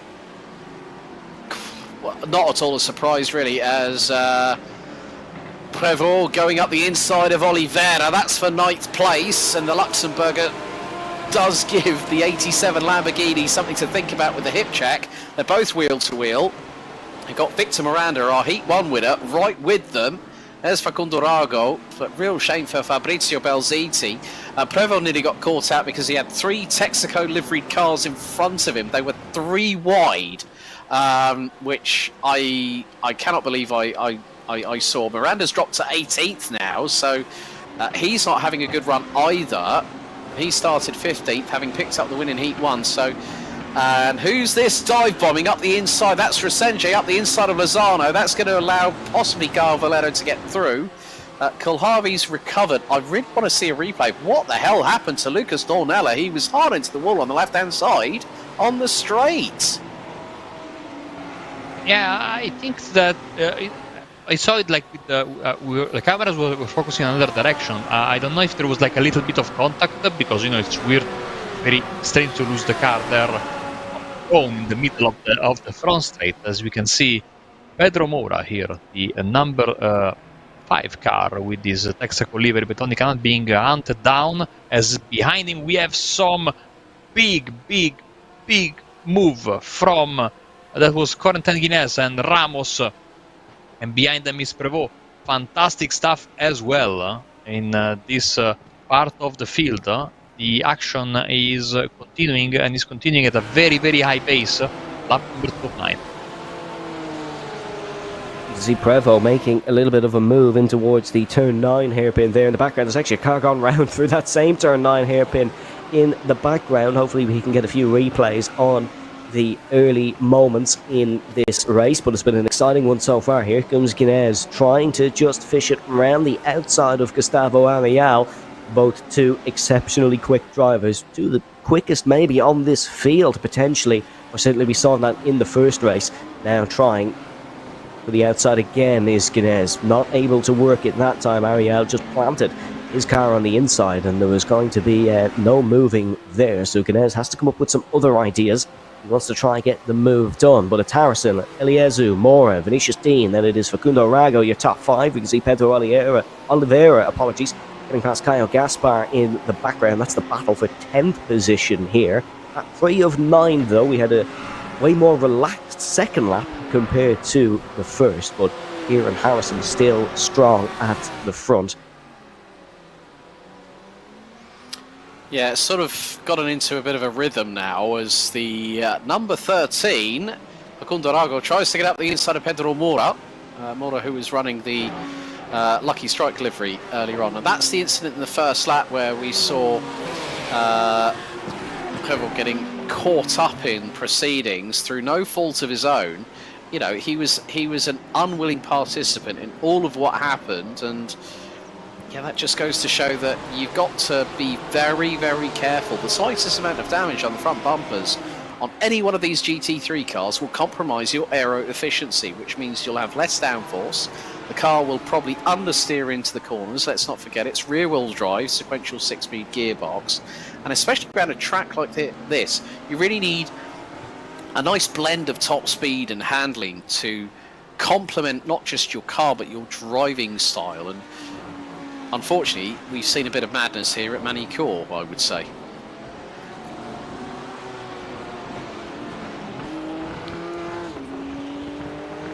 Yeah, just on what you were cameras... saying. Oh, Just... sorry, Marco. Evan, please go I ahead. thought you were having an issue there, but no, I'll let you continue.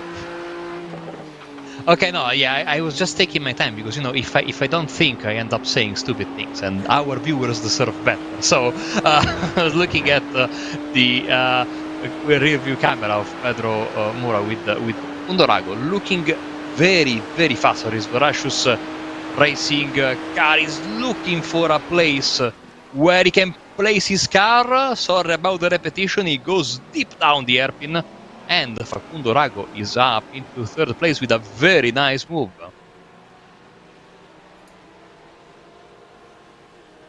Yeah, job is done. That's a great move from Facundo Rago.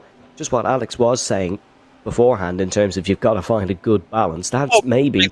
Oh, car gone wide. That is someone gone wide. Ganez gets the job done on Vinicius Dean. And Facundo Rago also gets past Gustavo Ariel. What I was going to say exactly on Gustavo Ariel was that the Lamborghini, it does have strong cornering ability, but it is slightly less forgiving. And that's maybe what Ariel is struggling with a little bit here. But he's still driving a solid race, but now under pressure from Pedro Mora. Here is the picture-in-picture. This is the incident after the start, and you can see there is cars going round and facing the wrong way just about everywhere into the Adelaide hairpin. It was chaos, and it was just focus on get through that incident if you're a driver. The majority of them did, thankfully, so we still have a great race in our hands, but really unfortunate for those who didn't manage to survive. And you can see there, yeah, there's just lots of silliness, I'd say, at that one. Some cars going in a little bit too quickly, but nonetheless, Kieran Harrison wasn't one of them, and he leads by 3.4 seconds here in the second heat of race 30. My heart goes out to Fabrizio Belziti after all of that, because, you know, getting punted big time, spun around, and then tries to reverse out of the way of everybody else. And you know what, I mean, it's never nice to see that happen, but you've got to look at it from that perspective, as that was Gustavo Ariel on Facundo Rago there, through the Adelaide hairpin at turn 5 for P3, so there's not going to be enough time to go for the win. But if Ariel, like we know him to be, a raging bull, considering the fact he's behind the wheel of one at the moment, he could really start to close on in as Corentin Guinness sends it up the inside of Pedro Mora, as we had Prévost past Vinicius Dean in the number 1 car for 7th. So these two drivers also making some headway. But yeah, the laps are running out, Marco. And I mean, Gustavo Ariel, as I said that, last lap already took half a second out of Guilherme Eliseu, as that is now Prévost up the inside of Mora. Vinicius Dean trying to get through, well, that's Vinicius Dean actually he's just got through on. Pedro Mora's waiting in the wings trying to get through on his own right. So there's still very much a lot of things that have yet to be decided in this race. Yes, absolutely. And lap 6 out of 9, it looks like we have so many issues we need to be, get done and dusted before the end of the race, and the drivers will look to do just that. As of course the cameras are focusing on Prévost because he's having a nice comeback, +7 right now. One of the best movers in this race, of course the best being Gustavo Ariel, which we were talking about earlier. Thibaut Prévost, of course, is currently studying in flight school, which is of course absolutely amazing if you are a lover of aviation just like me, and so many questions to ask him, hopefully one day, as we see him getting as close as he can to Corentin Guinness, the hometown driver, together with Valero. Valero is having trouble because he lost one spot to Gaspares. We can see the spin for Miranda there, and the nice slow motion from our production crew. Yeah, that looks like it was, well, it was one of the Duck Hawk Racing Ferraris. I'm not too sure if that might have been Zampellini that might have caused that. I was trying to pick out the number. It was a bit difficult to see, to be honest with you. But yeah, Thibaut Prevot trying to close in on Corentin Guignez. Now, these two did race get hard against each other in the previous race, but yeah, I mean, Prevot's got an opportunity to get to 5th by the checkered, but Ariel has got Facundo Rago not too far behind, but Ariel's closing that gap to Eliseu, so never say never in the battle for 2nd position at the moment, I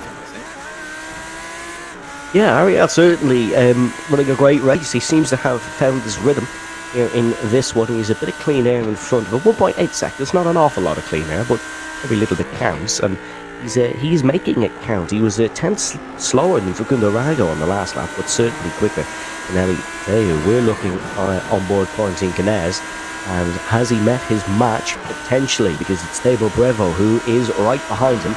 The man attending flight school, as Marco said, looking to fly through on the Frenchman in front. In the slipstream towards the Adelaide hairpin, braking. It was Luxemburger who broke later, but could not get the job done. That BMW just looks terrifying from this camera when it comes close.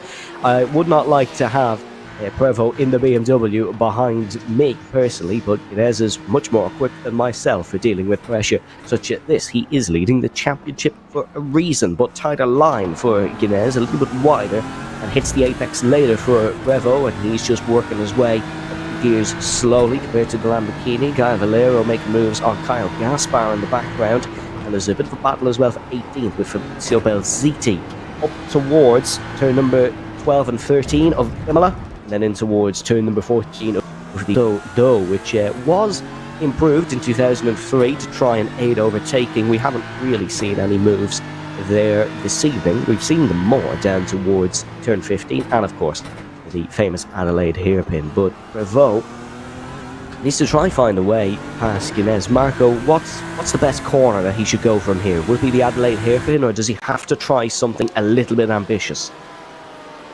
I think he can go there. There is of course the thing that if you make your move at the Adelaide hairpin, the driver that you are attacking knows that that's the premier passing spot, so they will defend very, very hard. And of course, Corentin Guignez is one of the more seasoned drivers in our league, so certainly he will be well aware of that. We can see they are both basically running on the grass, and Guignez is forcing his opponent on the other side, but now back on the side like Daniel Ricciardo. Go to the hairpin, they are very close, they bang, and they are still side by side, but I think that Prevot might just have done it, but maybe that's a bit too premature. They will be side by side here, and it's Prevot who's able to get the job done. A nice move, faking it on the outside, then moving to the inside, and then using a little bit of elbows to get the job done. He definitely had his elbow sharpened. It was the old switchback from Thibaut Prevot there, which really lined up Corentin Guignez nicely to be overtaken, and that just goes to show the calibre of why you see so many competent drivers, especially with the fact that Guignez is on 8,824 iRating and Thibaut Prevot 9,043. So you see the calibre of the field when they get to like 8,000 iRating and above. You really see some great overtaking. Yuskif in the chat earlier on said, hope the AMX guys can do some rain races. Well, once iRacing do bring rain to their servers, and I know for a fact that will be happening in the not too distant future, maybe we could have some really good races. But Marco, white flag is out, and Evan, I think we're not getting too far away from Ariel closing in on Eliseu. I knew it might happen. It's happening as we speak. P2. Yeah, Alex called this ages ago, and here comes Gustavo Ariel looking for the inside into the Adelaide hairpin. Breaks way later than his fellow Brazilian. A big lunge up the inside. A brilliant move from Ariel. He's got that one stopped perfectly on the BMW, and Ariel is up to second place. It's way too far out to catch Kieran Harrison, but it is a hard work for $25 for Gustavo Ariel. He'll be happy with this one, I think. Making up 12 places, by far the biggest mover in the field, and he's got the job done now and just has to drive it home to the finish. Eliseu, still a really good drive for P3, but can he actually hold on to Facundo Rago here? One mistake and he could be swallowed up by a numerous amount of drivers, but we will wait and see. There's plenty of moves in the background as well. Fighting for the last bit of prize money is Jackson Resenje and Luca Dornella, but here comes Kieran Harrison heading in towards turn number 15. And then he's got the chicane to go. It has been an ultra-impressive drive for the Brit. He'll round through the final chicane. Harrison takes heat 2 here at Magny-Cours. Really impressive stuff from Harrison, but we almost predicted it because that is the class he brings to the field. It'll be Ariel second and then Eliseu in third, but more battling here. This is between Pedro Oliveira, and more battling here even further behind between Gael Valero and Gerardo Ramos, apologies. They could have gone free wide across the line there if the line had been a little bit later, like Marco suggested earlier in the broadcast. Still more battling between Dornella and Belziti.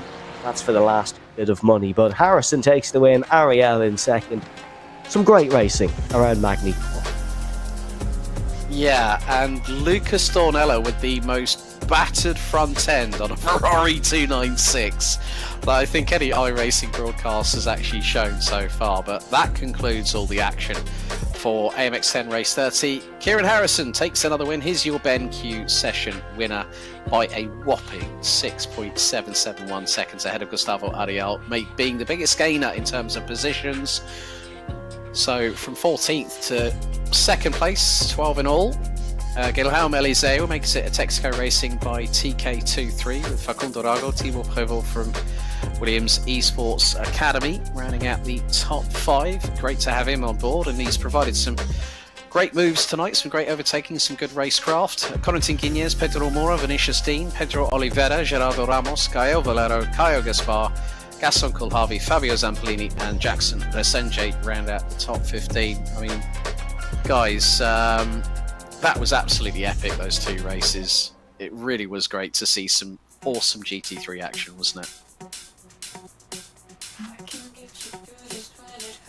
Fantastic. It was really good considering the nature of Magny-Cours. It's usually a circuit there. A lot of overtaking doesn't actually happen, but we got some great moves. We got some great moves into the Adelaide hairpin, and then turn 15 was a little bit of an overtaking opportunity as well. I didn't necessarily expect that one, but yeah, some great racing the GT3s provide once again.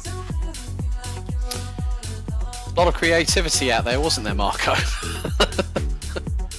I wasn't expecting anything less from these drivers, and when the competition level is so high, but you get the mix of the reverse grid twice, of course, and you find people in out of position, you need to be creative to make these overtakes, and they certainly were, and they weren't shy, like I said earlier, of using a little bit of, beating and banging shoulder barges and elbows to get the job done. Amazing race in AMX 10. Well, what have you folks out there been you lot that have been watching along with us through AMX 0 and AMX 10 tonight for race day 30? But you know what? We're going to get ourselves ready because we've got a couple of post-race interviews here at race 30, so we'll be back with you very, very shortly with the first of a couple of interviews.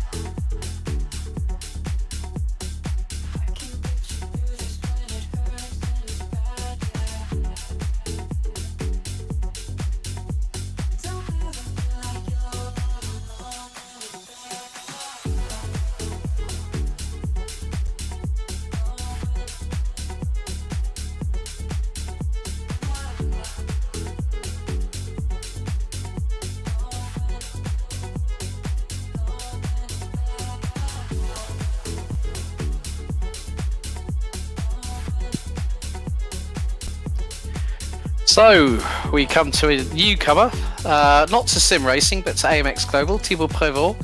Welcome along. Thank you very much for joining us tonight. Some great moves out there on this track. Yeah, it was kind of crazy on this track for the first race.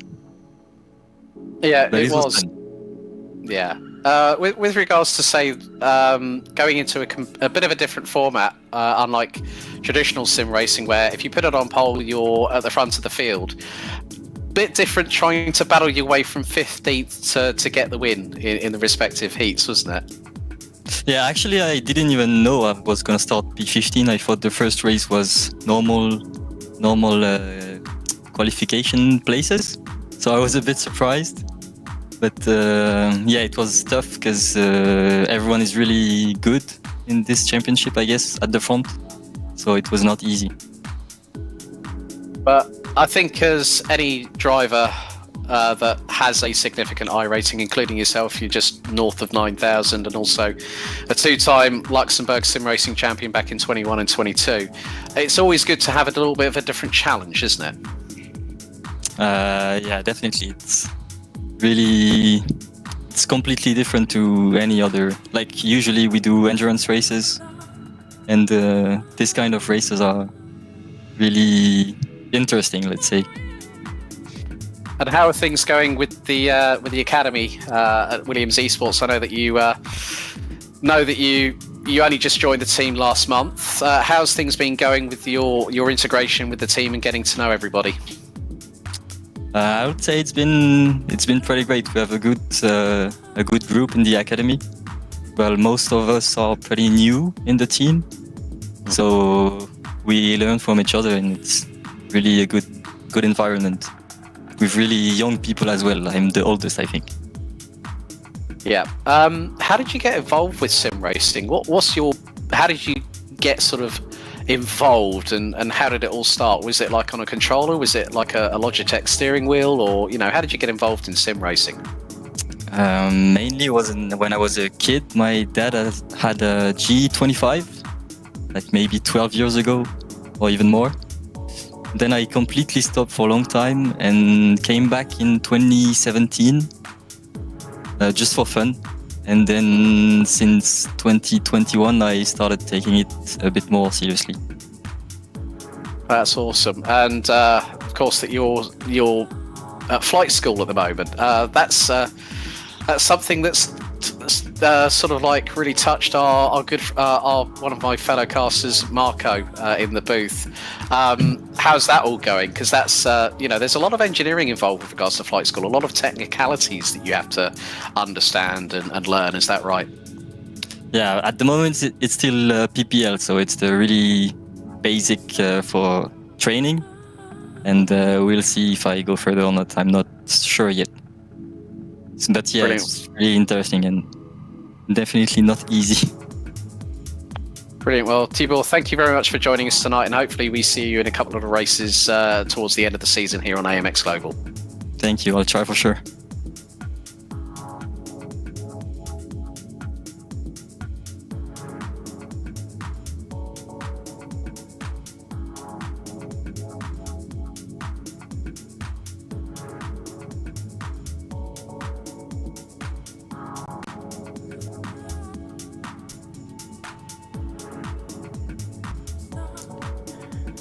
Right, well, Kieran Harrison, back on the top step. Good to have you with us again here on AMX Global. It hasn't been easy the last few rounds of AMX 10 and AMX 0, but that was a nice, refreshing change, wasn't it? Yeah. I mean, today was no different to the previous rounds where it was tough going. I mean, it's just certain drivers that you come across that you know that you're not going to survive, and there's not much you can do, but yeah, thankfully pole for the final race, and I think I took fastest lap as well, so I managed to capitalise on that and cheer myself up a bit with a good result. Yeah, that puts a cool $45 in your back pocket, so that's not a bad way to end the night. But yeah, having that pole position in these top 15 reverse grids does really help, especially if it's Heat 2. And I said to Evan and I said to Marco, my pick's on you, and I was so glad that literally the minute you bolted away from everybody else on the start, I was a very, very happy man. So I think it's always the case that with these top 15 reverse grids, it's always a battle for survival, and you've really got to pick your way through the traffic. And as you said, it's never easy, but you've just got to keep your nose clean, haven't you? Especially on that first lap. Yeah, I mean, particularly the track we were at there, Magny-Cours, the it's pretty tricky with a rolling start with that last chicane. So I mean that was big advantage starting on pole compared to even another track starting on pole. But yeah, it's just carnage just getting through there. I mean, in the first race had a bit of a weird incident. I think it was a bit of netcode, but I did manage to survive lap 1 and then went wrong after that. But luckily I didn't seem to have too much damage and came through. But yeah, the style of racing that it is, especially reversing straight after quali, it's just a frantic 15-minute race. So you've just got to try and be aggressive and decisive, but also try and preserve your car a bit as well. Well, Kieran, thanks very much for having a chat with me. Well done tonight for the Heat 2 win for AMX 10 Race 30, and no doubt we'll see you very soon. Thank you.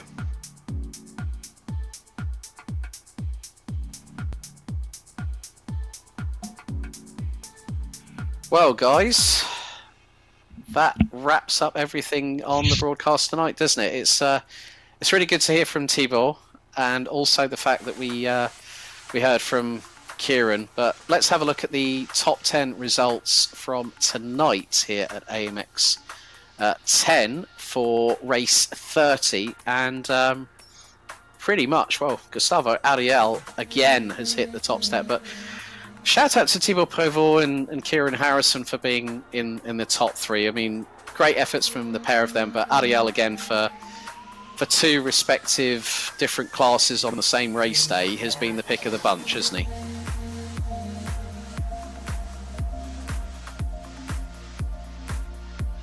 Yeah, fabulous from Ariel. He's a really versatile racer, is what we are getting from these. He's picked himself up a nice little prize pool this evening. He's provided us with a good bit of action, and he's driven 2 fantastic cars around 2 fantastic circuits. It's going to be interesting to see what Ariel can provide for us for the rest of the season, but he is certainly a top racer. Yeah, Corentin Guignez, Victor Miranda rounding out the top 5 there, Marco. But then, of course, we don't see the likes of Gael Valero. It's been difficult ones for Pedro Oliveira, Guilherme Eliseu, Jackson Resenge, Gaston Kulharvi. You know, they've all got to sort of like try and pick themselves up for the next 6 race days over the next 2 weeks for the rest of the season, haven't they? Absolutely, yeah, bad day at the office for Gael Valero, but as I was saying earlier, the chance for redemption is right around the corner. We are going to be racing on the 29th of November. First, with the Porsche 911 Cup cars, we'll be racing at Barcelona, the Grand Prix circuit, and then we'll be racing with the Dallara P217 at Monza, and as per usual, it's going to be a bit late here in Europe, so we'll watch it in the next day in the office. Don't tell my boss, as I always say, you know. And then, of course, Saturday and Sunday we will be back, so I can't wait for that. I think, Alex, over to you to bring this broadcast home. Yeah, and a little bit of a note from me. This is my last ever broadcast with AMX Global, so it's been a real pleasure being with the team for the past few seasons. But don't forget, follow us on socials, subscribe to us on YouTube. Don't forget to hit that notification bell and like this video if you haven't already. Follow us on Twitch. You can also, if you want to sign up before the end of Season 3, we've got 12 races to go. 6 apiece on AMX 0 and AMX 10. Of course, a big thank you to you all for watching. A big thank you to Next Level Racing for their support, along with Upbit, Automanics, and Ben Q. So on behalf of myself, Alex, Evan, and Marco, and all the team over at AMX Global HQ, it's goodbye. See you all on Wednesday. Good night.